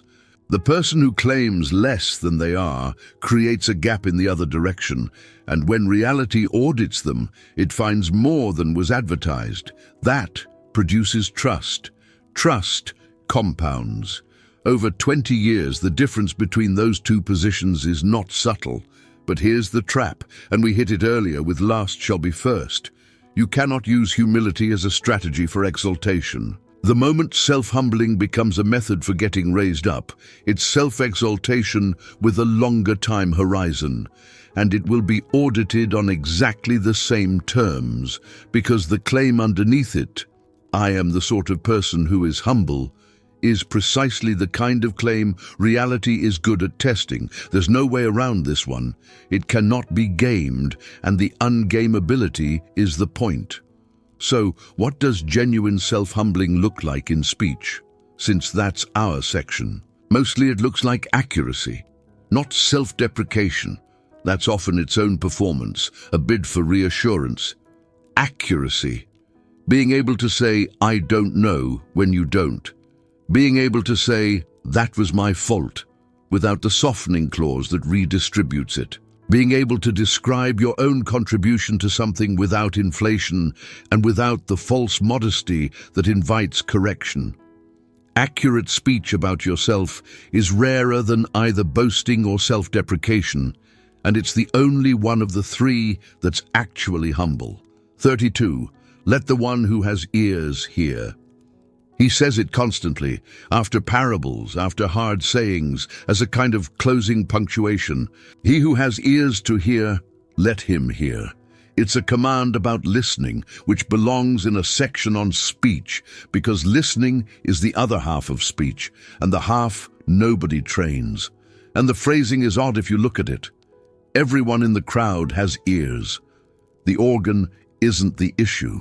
He's distinguishing between possessing the apparatus and performing the act, which means hearing, real hearing, is something additional, something that can be present or absent while the physical process goes on unchanged. We all know this from the receiving end. You've talked to someone who was clearly hearing every word and receiving none of them. They could repeat your sentences back. They were waiting. The whole time you spoke, they were assembling their response, and your words were being processed only for the material they offered. That's the default human mode of listening, and most of us do it most of the time. Real hearing requires something that's genuinely difficult, the willingness to be changed by what you hear. That's the actual dividing line. If you enter a conversation with your position fixed, you cannot hear, regardless of how much attention you pay. Because hearing, in the sense he means, includes the possibility of coming out different than you went in. Which is why he attaches this phrase specifically to the parables. Parables don't work by transferring information. They work by presenting an image that reorganizes you if you let it, and slides off entirely if you don't. Two people hear the same story. One is undone by it, and one thinks it was a nice story about farming. Same ears, different hearing. The practical version in your marriage, with your children, with the person you disagree with. Can you state their position in a way they'd recognize as fair? That's the test, not agree with it. State it accurately, without the small distortions that make it easier to dismiss. Most of us cannot about the people closest to us, and the inability is not a failure of intelligence. It's that we never listened with the possibility of being moved, so we only ever collected the version we needed. Let him hear. It's a command, which means it's a choice, which means it's available to you in the next conversation you have. 33. Say to this mountain, move. Truly I tell you, if anyone says to this mountain, go, throw yourself into the sea, and does not doubt in their heart, but believes that what they say will happen, it will be done for them. We have to be honest about this one, because it's been used to hurt people badly. It's the load-bearing verse for teaching that says, your circumstances reflect the quality of your faith. Which means that when the healing doesn't come, when the marriage ends, when the child dies, the explanation offered is that you didn't believe hard enough. The teaching has done more damage to more grieving people than almost anything else that flies under a Christian banner, and I want to name it as false before we go any further. Nobody has ever moved a literal mountain. Not one person in 2,000 years, including the apostles who had more faith than anyone reading this. If the verse means what the prosperity reading says, then everyone has failed, including the men who wrote it down. So what's the command? Because it is one. Say to this mountain. The command is about speech, specifically about speaking to obstacles rather than about them. And there's an enormous difference. Most of our language about the hard things in our lives is descriptive. We narrate the obstacle, catalogue it, explain it to ourselves and others. We become extremely fluent in the details of what's blocking us. And that fluency feels like engagement, but it's a form of worship. You have spent more words on the mountain than on anything else in your life. The mountain has been the subject of your speech for years. Speaking to it is a different posture entirely. It's addressing the obstacle as something subordinate, something spoken to rather than spoken of. That's not a technique for producing results. It's a reorientation of who's in charge in your own inner narration. And the mustard seed, which comes attached to this saying, cuts against the believe harder reading decisively. The point of the mustard seed is smallness. The amount required is negligible. Whatever this verse is about, it is explicitly not about the quantity of your faith. Jesus goes out of his way to say the quantity can be almost nothing, which means for the person who is currently grieving something that didn't move, this verse is not an accusation against you. It never was. What it asks of you is smaller and stranger than the prosperity reading suggests. That you stop narrating the mountain and speak to it once, and see what happens in you. 34. Do not resist the evildoer with words of retaliation. The broader command in that passage, do not resist an evil person, has caused enormous confusion. And again, I want to be direct. This is not an instruction to remain in danger, and it has been used that way by people who should have known better. But there's a specific application to speech here that's practical and immediately usable. The verbal version of hitting back is the most automatic thing human beings do. Someone says something cutting, and the response arrives fully formed, before any decision, and the response is usually better than theirs. That's the thing. In the moment of being wounded, people become articulate. Some of the most precise sentences ever spoken were spoken by wounded people about the person who wounded them, and every one of them was regretted. Because here's the mechanism. A retaliatory sentence has to be aimed. To wound someone, you must know where they're vulnerable. And you know, because they told you. Probably in a moment of trust, possibly years ago, possibly in a bed at night when they were being more honest than they've ever been with anyone. So verbal retaliation inside intimacy is always a betrayal of confidence. It's using intelligence gathered under conditions of trust. And that's why those wounds don't heal like ordinary insults. The injury isn't the content of the sentence. It's the discovery that the safe thing was being stored as ammunition. Do not resist here means let the sentence land and do not fire back. Not because the other person is right, not because you deserve it, because the exchange, once entered, cannot be exited without casualties, and the person who declines the exchange is the only one who leaves intact. And practically, the thing that actually works, when the response is already forming and your mouth is already opening, is to say the thing you're feeling instead of the thing that would wound. Not, you've always been exactly like your mother. Just, that hurt. 4 syllables. Enormously harder to say than the cruel thing because it requires standing in the injury openly rather than converting it into force. But it's the only sentence that has ever ended one of these exchanges, and it ends them nearly every time. 35. Let the children come to me. The command about how we speak to the small. People were bringing little children to Jesus for him to place his hands on them, but the disciples rebuked them. When Jesus saw this, he was indignant and said, "Let the little children come to me, and do not hinder them." That word indignant appears rarely about Jesus. He's angry here, genuinely, visibly, and it's worth asking what triggered it. because the disciples weren't doing anything malicious. They were managing his schedule. They were protecting a tired man from an interruption of no obvious importance. By any reasonable assessment of who mattered in that world, children were the lowest value use of a teacher's time, and the disciples were being sensible. That's what made him angry, the sensibleness. And what I want to draw out is what this says about how we speak to people who cannot advance us, because children in that economy had nothing to offer. No status to confer, no reciprocity, no ability to advocate for you later. A person's treatment of children was therefore an unusually pure signal. There was no possible ulterior motive, which meant whatever you did with them was who you actually were. The same is true now with a wider category. How do you speak to people who can do nothing for you? The person cleaning the building after hours, the elderly relative who repeats themselves, the junior colleague whose name you haven't learned, the person on the phone whose job it is to absorb your frustration. That register, the one you use when there's no advantage available, is the most honest thing about you.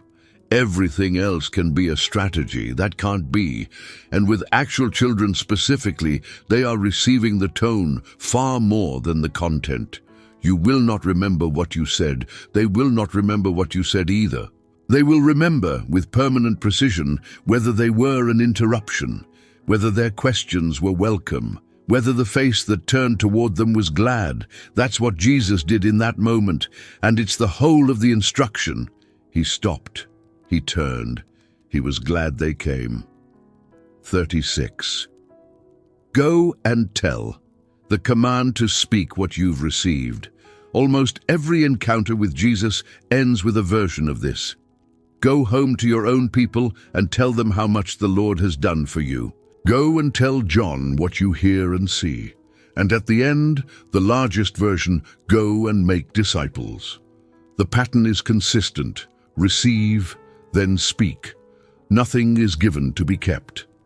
Now this makes a lot of people uncomfortable, and I understand why.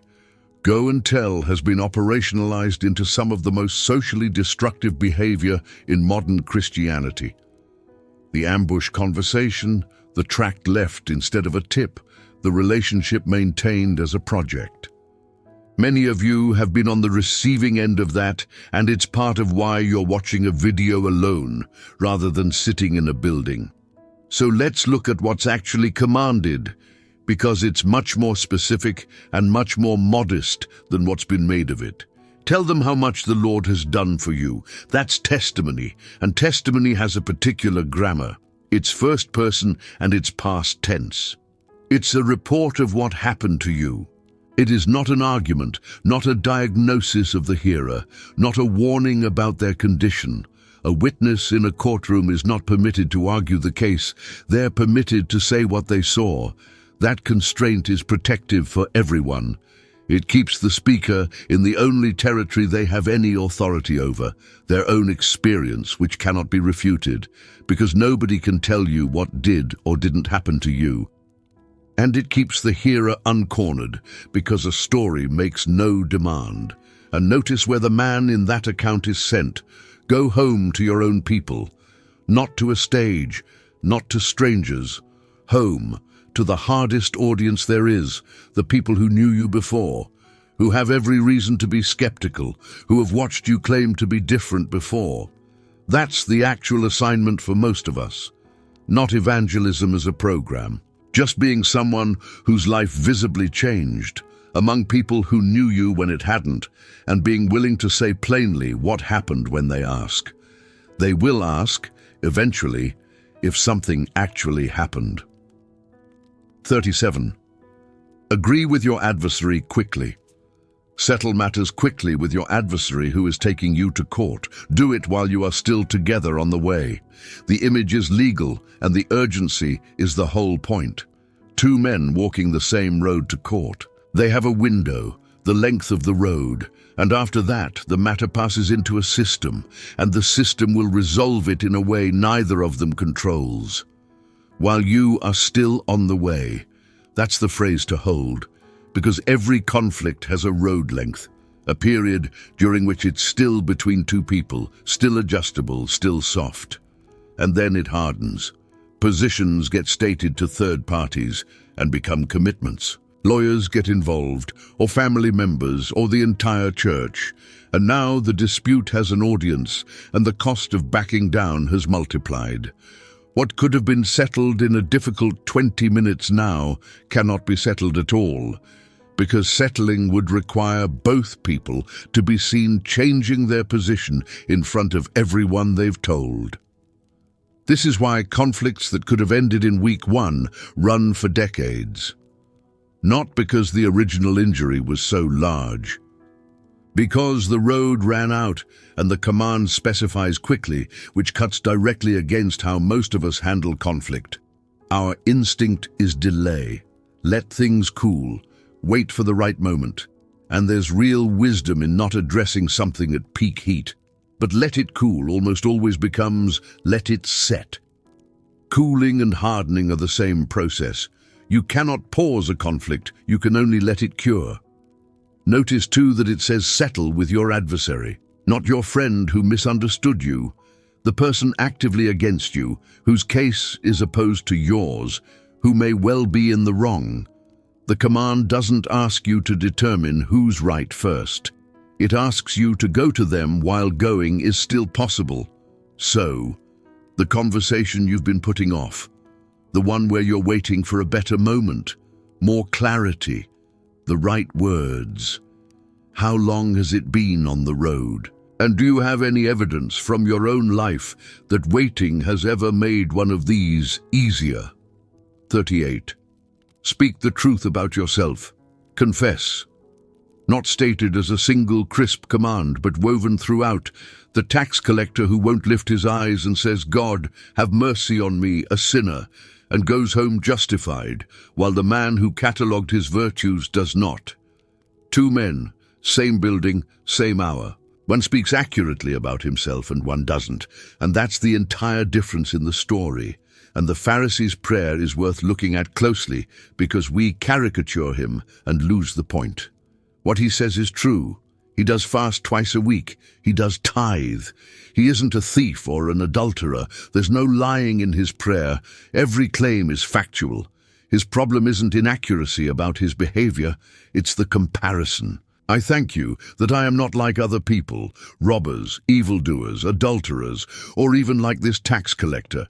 He can only locate himself relative to someone worse. His righteousness is entirely positional. It requires the other man to exist. That's the most common form of self-deception there is, and it's nearly undetectable because it runs on true statements. You are, in fact, better than some people at some things. The ledger is real, and as long as you keep the comparison running, you'll never have to look at yourself in absolute terms, only in rank. And rank is always available if you choose your comparison carefully enough. The tax collector does something different. He makes no comparison at all. He speaks about himself with nobody else in the frame, which is the only way anyone has ever seen themselves clearly. And confession, properly understood, is exactly that. Accurate speech about yourself with no one else in the sentence. No context that redistributes it. No explanation of what they did first. No, "I was tired." Just the thing, named. This is enormously difficult, and it's the reason most confession, spoken to God or to another person, accomplishes nothing. We confess in a way that argues. We say the thing, and then immediately supply the frame that makes it understandable, and by the end of the sentence it's been converted into something that happened to us. Try saying it once, with no frame. Just the sentence. "I was cruel to her." Nothing after, and notice how badly everything in you wants to add the next clause. The tax collector went home justified. The other man went home exactly as he came. 39. Do not put the Lord your God to the test. This is Jesus quoting Deuteronomy back at the devil in the wilderness, and it's a command about a specific kind of speech, the speech that demands proof. The proposal was, Throw yourself down from the temple, because Scripture says angels will catch you. And notice it's a scripturally justified request. The tempter quotes accurately.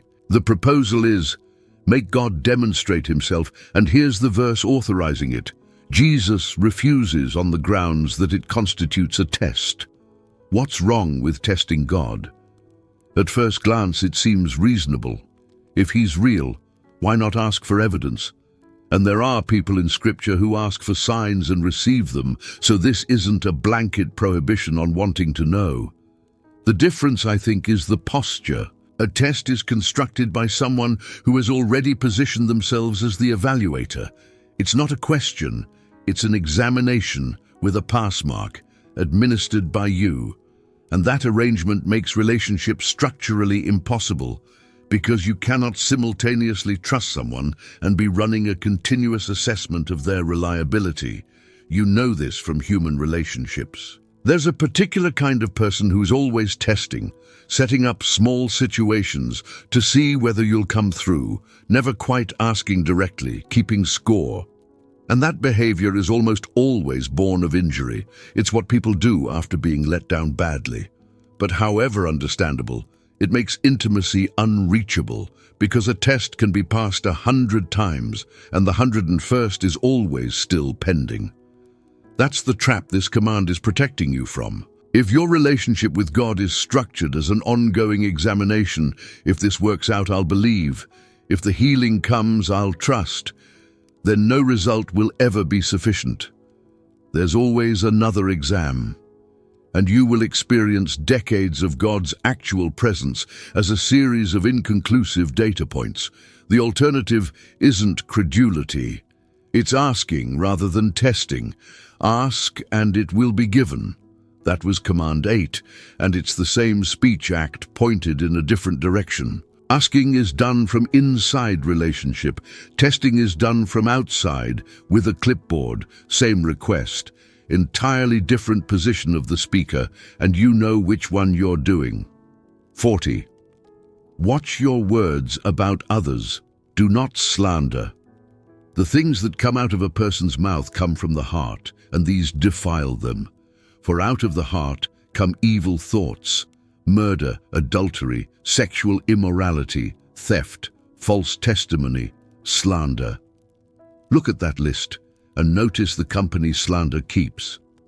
It's placed alongside murder and adultery in the same sentence without qualification. Most of us have an internal severity ranking in which slander sits somewhere near the bottom, a minor social failing, and Jesus doesn't appear to share the ranking. Blasphemia here means damaging speech about someone, injury delivered through description, and it deserves its placement because of a property nothing else on that list has. It's irreversible. A theft can be repaid. A wound can heal. But a sentence about a person, once released into a community, cannot be retrieved. It travels. It gets repeated by people who don't know the source. It reaches individuals you'll never meet, who will form a permanent impression of someone they've never met, based on your sentence. And you cannot go and collect it, even if you spend the rest of your life trying, because you don't know where it went. The most common form is not malicious. That's what makes it so widespread. It's the concerned version, the sharing of information about someone's difficulties, framed as care. I'm worried about her. And then the details which are accurate, which were told to you in confidence, and which the person you're telling now knows permanently about someone who didn't consent to being known that way. Concern is the most efficient delivery mechanism slander has ever had, because it feels like love while it operates. Here's a test that cuts through the self-deception. Would I say this in front of them? Not, would I be embarrassed? Would the sentence, delivered with them present, still be an acceptable thing to say? If it would need to be softened, reframed, or contextualized in their presence, it wasn't fit to be said in their absence. And the harder second test, does the person I'm telling need this information to help?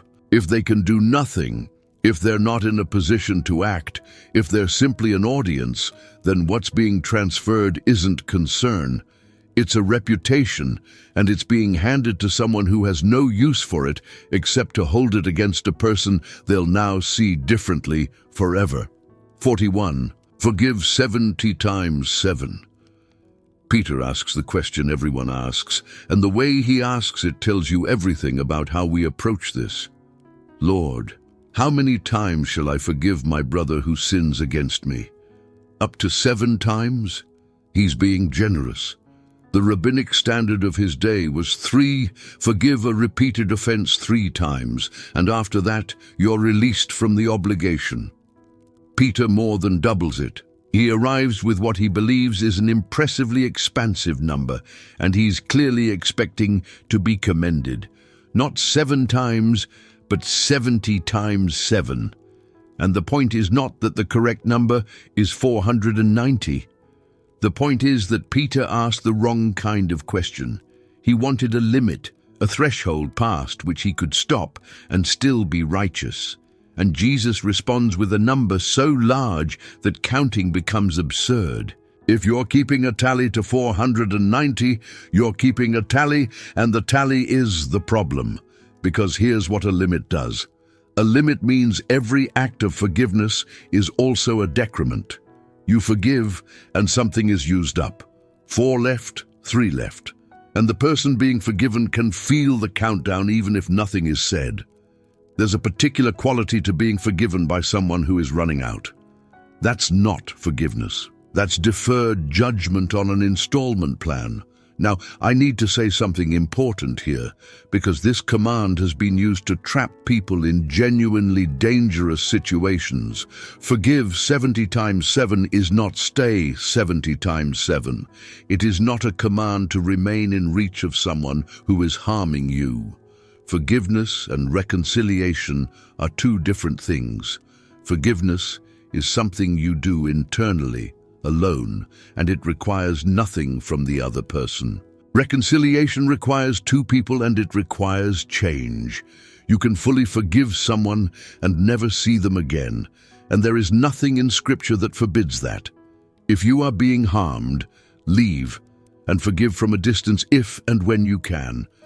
Anyone who has told you this verse requires you to stay has handled it wickedly. What the command addresses is the interior posture, the tally, the countdown, the accumulating case. Because the case is what most of us are actually carrying. Not one injury, a file, every instance dated, cross-referenced, available for retrieval. And the file exists because at some point we decided that letting go of the record would mean the record didn't matter. It mattered. That's why the file hurts to hold. 70 times 7 is Jesus saying, put the file down, not because it's inaccurate, because you have been carrying it for 11 years, and it is not making anything better, and there is no number at the end of it where you get to set it down honorably. There was never going to be a number. That's what he's telling Peter. 42. Forgive from your heart. The parable of the unforgiving servant ends with this phrase, and it's the phrase that makes the whole thing difficult. This is how my heavenly Father will treat each of you unless you forgive your brother from your heart. From your heart, not verbally, not formally, not as a completed transaction that leaves the interior untouched. And this is where most of us discover we haven't done it. Because there's a version of forgiveness that's essentially administrative. You decide, as an act of will, that you will no longer pursue the matter. You say the words, perhaps to God, perhaps to the person. You close the file officially, and then you notice, 3 years later, that their name still produces something in your chest, that you rehearse the argument in the shower, that you have a small, unwelcome satisfaction when you hear things aren't going well for them, so you conclude you failed, that the forgiveness didn't take, that you're spiritually deficient. I want to offer a different reading because I think that conclusion has crushed a lot of sincere people. Forgiveness from the heart is not an event, it's a direction of travel, and the initial decision is the first step rather than the arrival. Jesus tells Peter to forgive 70 times 7 for the same offense, and it's usually read as 70 times 7 offenses. But anyone who has tried to forgive something large knows the other reading is also true. You forgive the same injury repeatedly. It comes back. You forgive it again. It comes back smaller. You forgive it again. That's not failure. That's what the process actually looks like from the inside. And the people who tell you it should be one clean act have generally not forgiven anything expensive. What from the heart rules out is the forgiveness that was never intended to reach the heart. The formal release that's really a way of ending a conversation, or of occupying the moral high ground, or of avoiding the actual work of feeling what was done. That version is recognizable by its stability. It never gets worse and never gets better. It sits exactly where it was placed, because nothing was ever actually moved. Real forgiveness is unstable. It gets worse before it gets better. It requires you to feel the full size of the debt before you can release it. And feeling the full size is the part everyone tries to skip. You cannot forgive a debt you have not counted. That's why the parable begins with an accounting. 10,000 talents, an absurd, unpayable sum, named precisely. The number is stated before the release. He looked at it, then he let it go. 43. Bless those who curse you. Bless those who curse you. Pray for those who mistreat you. We touched the praying earlier. I want to take the blessing on its own because it's a distinct act and a stranger one. To bless someone is to actively will their good, not to tolerate them, not to release them from your case, to want things to go well for them. And to say so. That's an enormous escalation over neutrality, and I think most of us privately hope the requirement stops well short of it. We could manage indifference. We could manage no longer actively wishing harm. Blessing is something else entirely because it requires you to be genuinely glad if the person who hurt you flourishes. And the honest response to that, for anyone with a real injury, is, I can't. Not today. Possibly not ever. So let me say what I think is actually being asked, because I don't think it's an emotional demand. Blessing, in the Hebrew sense underneath this, is a speech act before it's a feeling. To bless is to speak good over someone. And you can speak what you do not yet feel, not as hypocrisy, but as a deliberate act of directing your will ahead of your emotions and letting the emotions catch up, which they eventually do. Because human beings are built such that sustained action reshapes effect rather than the reverse. That's the whole mechanism. You've been waiting to feel forgiving before you act forgiving. It runs the other way. It has always run the other way. Say their name. Ask God for something good for them, specifically, not vaguely. Not bless them in the abstract, which costs nothing. Something they'd actually want. Their business to succeed. Their child to be well. Their marriage to hold. The first time you do this, it will feel like a lie, and it will be difficult in a way that's hard to describe to anyone who hasn't tried it. Something in you will resist at the level of the body. Do it anyway. Do it for 6 weeks. And here's what I've watched happen in myself and in others. The resistance is not permanent. It erodes. Somewhere around week 4, something shifts. And it isn't that you've decided they were right. It's that they've stopped occupying the position of enemy in your internal architecture. And once that position is vacated, an extraordinary amount of energy is returned to you that you didn't know was being spent. You've been paying rent on that grudge every day for years. Blessing is how you stop. 44. Judge not, and you will not be judged. Condemn not, and you will not be condemned. Forgive, and you will be forgiven. Luke's version has an extra clause the more famous version lacks, and it's worth attending to because it separates 2 things we usually merge. Judge not, condemn not, forgive. 3 distinct acts, escalating. Judging is forming the verdict. Condemning is passing the sentence. Forgiving is the 3rd thing, the release of the sentence already passed. And that ordering matters because most of us are somewhere in the middle without knowing it. We think we've forgiven when what we've actually done is stop mentioning the condemnation. The verdict stands. The sentence stands. We've simply gone quiet about it. Here's how you can tell. A condemned person in your internal court has a permanent status. Everything they do gets read through it. If they're kind, it's calculated. If they've changed, it's temporary. If they succeed, it's undeserved. There's no evidence they could produce that would alter the finding because the finding was made and the case is closed, and new information is only ever processed as either confirmation or manipulation. That's condemnation, and it's compatible with never saying an unkind word about someone for a decade. The release from it comes in the final clause, and the sequence is worth noticing. It's the same measure language he uses next. With the measure you use, it will be measured to you, not as punishment, as a description of the instrument. Whatever standard you've built and calibrated is the standard you own, and you will find yourself measured by it because it's the only instrument in the room, and you brought it. The person who cannot forgive is living in a world where offenses are unforgivable.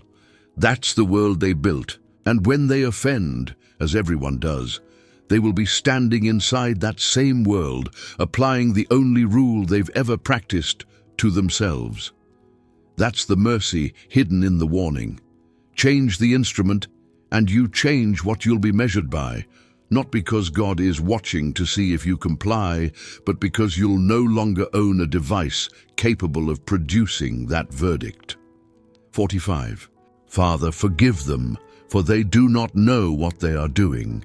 He says this from the cross, mid-execution, about the men driving the nails.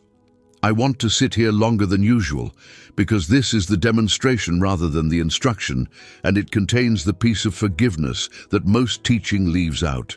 They do not know what they're doing. That's not a legal excuse. He isn't claiming they're innocent. The request is for forgiveness, which presupposes guilt. What he's naming is something about the nature of the people doing it. They are operating with less understanding than they think they have. And this is, in my experience, the single most useful thing anyone has ever said about forgiving. Because the thing that makes forgiveness feel impossible is usually a specific belief. They knew exactly what they were doing to me. They saw the damage and continued. That belief is what turns an injury into an atrocity. And it's the load-bearing wall of most unforgiveness. And it is almost always false. Not because people aren't culpable. They are. But because almost nobody has the clarity we assign them in retrospect.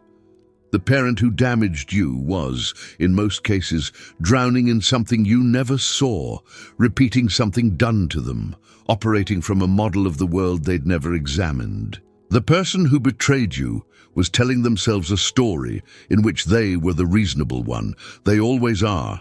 Nobody is the villain in their own account. The one who left was in a state you weren't given access to. None of that makes it acceptable. That's not what this line does. It doesn't reduce the debt by a penny. The request is still forgive them, which means the debt is fully acknowledged. What it does is remove malice from your picture of what happened, and malice is the ingredient that makes an injury unbearable. Being harmed by someone's blindness is grievous. Being harmed by someone's deliberate, clear-eyed, fully informed cruelty is something else, and most of us have been carrying the second story when the first one is the true one. Ask yourself honestly about the person you can't release. Did they understand what they were doing to me? Fully, with the clarity I have now after 20 years of thinking about it? Almost certainly not. Almost nobody does. Almost all human damage is done by people operating with partial information, inherited patterns, and a story in which they were responding reasonably to circumstances. And if that's true, then what you're holding is not a case against a monster. It's a case against someone who was, in some crucial way, asleep. That doesn't dissolve the debt, but it changes what it costs you to carry it, and it opens a door that was previously bolted. 46. If your brother sins against you, rebuke him, and if he repents, forgive him. This one corrects a misunderstanding that the previous commands can create. That forgiveness means silence. If your brother sins against you, rebuke him, and if he repents, forgive him. Even if he sins against you 7 times in a day, and 7 times comes back saying, I repent, forgive him. The word rebuke is doing something crucial. It means say it, name the offense. Go to the person and tell them what they did. And that instruction sits directly against the way most Christians handle being wronged, which is to say nothing, forgive privately, and carry it. That approach feels humble. It's often the opposite, because unspoken forgiveness leaves the other person unaware, the relationship subtly altered, and the forgiver in permanent quiet possession of the moral advantage. Jesus commands confrontation first, not aggression. The word is closer to bringing something into the light, exposing it so it can be dealt with, but it's spoken out loud to the person's face. Why? Because forgiveness without naming can't produce reconciliation. It can produce peace in you, which is worth a great deal, but the relationship stays damaged in a way the other person doesn't understand and therefore cannot repair. They just notice you're different now, cooler, slightly further away, and they'll never know why, and they'll construct their own explanation, and it will usually be wrong.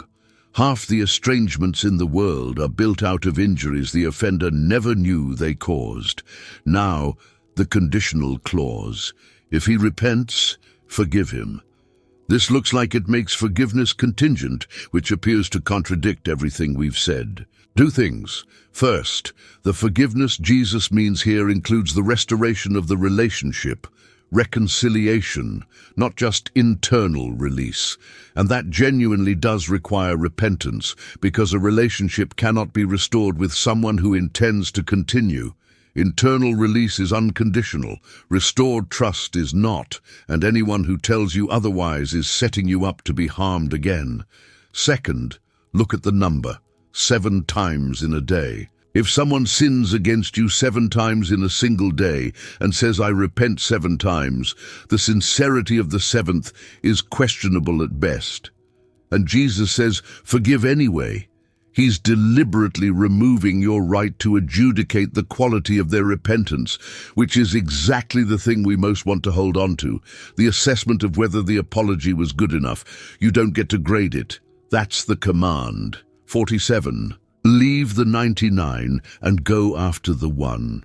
This belongs in the forgiveness section, though it isn't usually placed there, because of what it says about how God relates to the one who has gone wrong. And because your forgiveness of others is downstream of your picture of that. Suppose one of you has 100 sheep and loses one of them. Doesn't he leave the 99 in the open country and go after the lost sheep until he finds it? The economics are questionable, which is the point. Risking 99 for 1 is not sound husbandry. It's a description of a valuation that doesn't compute by ordinary arithmetic. And notice how the sheep is characterized. Not rebellious, not defiant, lost. Sheep don't run away in a principled fashion. They wander head down, one patch of grass at a time, and look up eventually to find themselves somewhere unrecognizable, with no idea how they got there, and no capacity to find the way back. That's how most people end up far from where they meant to be. Not one dramatic decision. 1,000 small drifts, each defensible, and then a moment of looking up. If that's you, and for some of you it is, and you've been carrying a quiet certainty that you drifted too far to be worth retrieving, the parable is specifically about you. And the shepherd's behavior in it is the answer to your question. He goes until he finds it. There's no calculation about whether this particular sheep is worth the trouble. But here's why it belongs among the forgiveness commands. What you believe about how God treats the lost determines what you're capable of extending to the person who wronged you. If you believe God's mercy is fundamentally conditional, extended to the deserving, withdrawn from those who go too far, then you will replicate that structure exactly in your own relationships. You will have a threshold past which people become unforgivable, because you believe such a threshold exists in the universe. Your grace will have the same shape as the grace you think you received, and if you believe the shepherd goes after the one without calculation, then you have a model for something that looks foolish and is apparently how God actually operates, which makes your own foolish, uncalculated pursuit of a person who doesn't deserve it something other than weakness. It makes it family resemblance. 48. Let him who is without sin cast the first stone.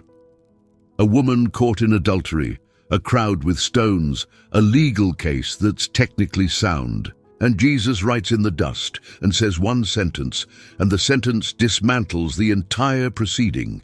Let any one of you who is without sin be the first to throw a stone at her.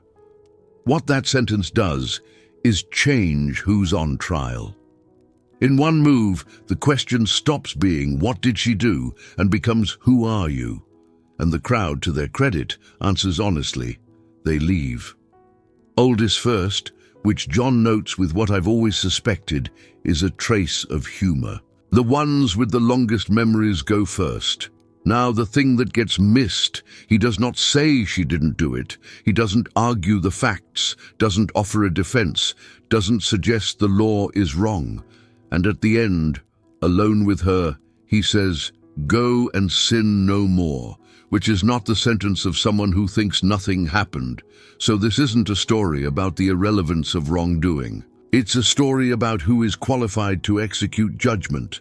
And the answer is nobody present. And the application to your own situation is direct and unwelcome. You have a case. It may be entirely accurate. The facts may be exactly as you have assembled them, and the person may be exactly as guilty as you believe. The question this passage puts to you is not, is your case good? It's, are you the one to execute it? Because that's what unforgiveness is, functionally. It's the ongoing execution of a sentence. Every cold response, every withheld warmth, every time you decline to extend what you would extend to anyone else. That's a stone thrown slowly over years. And the sentence that stops it is the same one that stopped the crowd. Not "she was innocent," just "who are you to be the one holding this?" The stones in that story are dropped, not thrown. That's the image I'd leave you with. Nobody threw them. They put them down and they walked away. And there's no indication that any of them had changed their view of what she'd done. They'd only changed their view of their own standing to act on it. You don't have to decide the person was right. You only have to put the stone down. 49. Take up your cross and follow me. Near the end now, and this is the command that gathers all the others, because it names what forgiveness actually costs. Whoever wants to be my disciple must deny themselves and take up their cross and follow me. We've domesticated cross into a synonym for hardship. My difficult marriage, my back pain, my burdensome relative. That's not what it meant to people who had seen crucifixions on the roads outside their town. A man carrying a cross was a man walking to his own death in public, having already lost. So the command is, carry the instrument of your own death voluntarily in public. And here's how it connects to everything we've spent 3 hours on. Forgiveness is a death. That's why it's so hard, and why the language of letting go is so inadequate to it. Something genuinely dies when you forgive. Your right to the debt. The version of the story in which you are owed. The identity you've built, possibly over decades, as the person this was done to. That last one is the hardest, and almost nobody names it.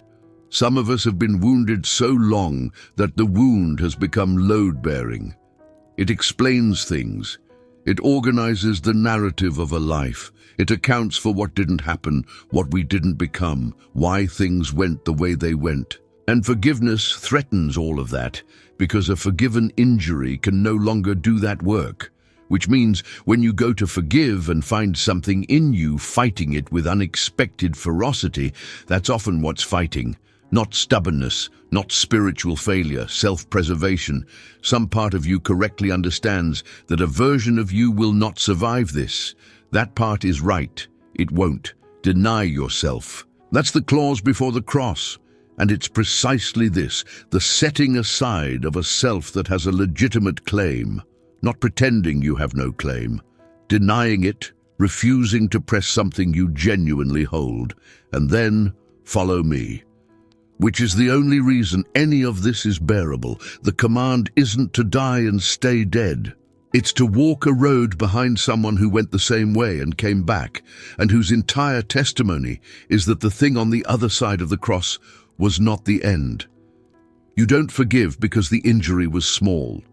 You forgive because you've decided to follow someone who forgave from a cross, and because you have some reason to believe that road leads somewhere. 50. Follow me. 2 words. The first thing he ever said to anyone who became a disciple, and the last thing he says to Peter on a beach after everything has fallen apart and been repaired. And I want to end here because of what these 2 words do to the other 49. Because there's a way to hear a teaching like this one that produces nothing but exhaustion. 50 commands, 50 standards, 50 places you're failing. If you've been listening for 3 hours accumulating a list of your deficiencies, then something has gone wrong, and this final command is the correction. Follow me. Not achieve these. Not comply with this list. Follow, which is a verb about proximity and direction, not attainment. Look at how it's used. Simon and Andrew are working when he says it, and they don't first get their lives in order. Matthew is at a tax booth, actively engaged in the thing he'd need to repent of, and the command arrives mid-corruption. Peter has denied him 3 times, publicly at the worst possible moment, and the restoration on the beach ends with these same 2 words. Not try harder, not prove it. Follow me. Nobody in the Gospels is ever told to become qualified first, which means the 50 commands are not entry requirements. They're the description of what the road looks like as you walk it. They're what a person becomes in the company of Jesus over years. The thinking that gets reshaped, the speech that gets weighted, the forgiveness that becomes possible somewhere around year 6 when it wasn't in year 1. You are not being asked to arrive. You're being asked to walk. And if you take nothing else from these 3 hours, take this. The command is present tense, and it's available right now, in whatever condition you're in the room you're sitting in. Not after you've forgiven your father, not after you've fixed the thing about your speech that you recognized in part 2 and felt sick about. Now, as you are, follow me. That's the 50th command, and it's really the first one, and everything between them is just the road. So that's the 50, and I want to say something about what happens tomorrow because I've done enough of these to know the pattern. Right now, at the end of a long teaching, there's a clarity. Things feel possible. You can see the shape of a different way of living, and there's a resolve in you that feels durable. By Tuesday, it will be mostly gone. That's not a moral failing. That's how human beings work. Insight evaporates. It always has. What survives is what gets practiced. So I'd ask you to do one thing before you close this, and only one, because 10 will produce nothing, and 1 might produce something. Go back to whichever command made you most uncomfortable, not the most beautiful one. The one you wanted to skip. That discomfort is a location marker. It's telling you where the actual work is. And do one small thing with it this week. Send the message. Say the 4 syllables. Put down the stone. Speak the blessing you don't feel. 1 command. 1 week. That's how the 50 get into a life, not by admiration, but by the smallest possible act of obedience repeated until it stops feeling like an act. Before you go, if this teaching reached you tonight, would you send it to 1 person? Not to everyone. 1. And I suspect you already know who, because somewhere in these 3 hours a face came to mind. It probably came during the forgiveness section, though it might have been earlier. Someone carrying the exact weight we've been talking about. Someone who has been holding a file for 11 years and doesn't know there's a way to put it down. Someone who is in year 1 of something you're in year 20 of. Send it to them. Say nothing clever about it. No explanation, no message about how you thought of them. Just send it. Let the words do their own work, the way they did here.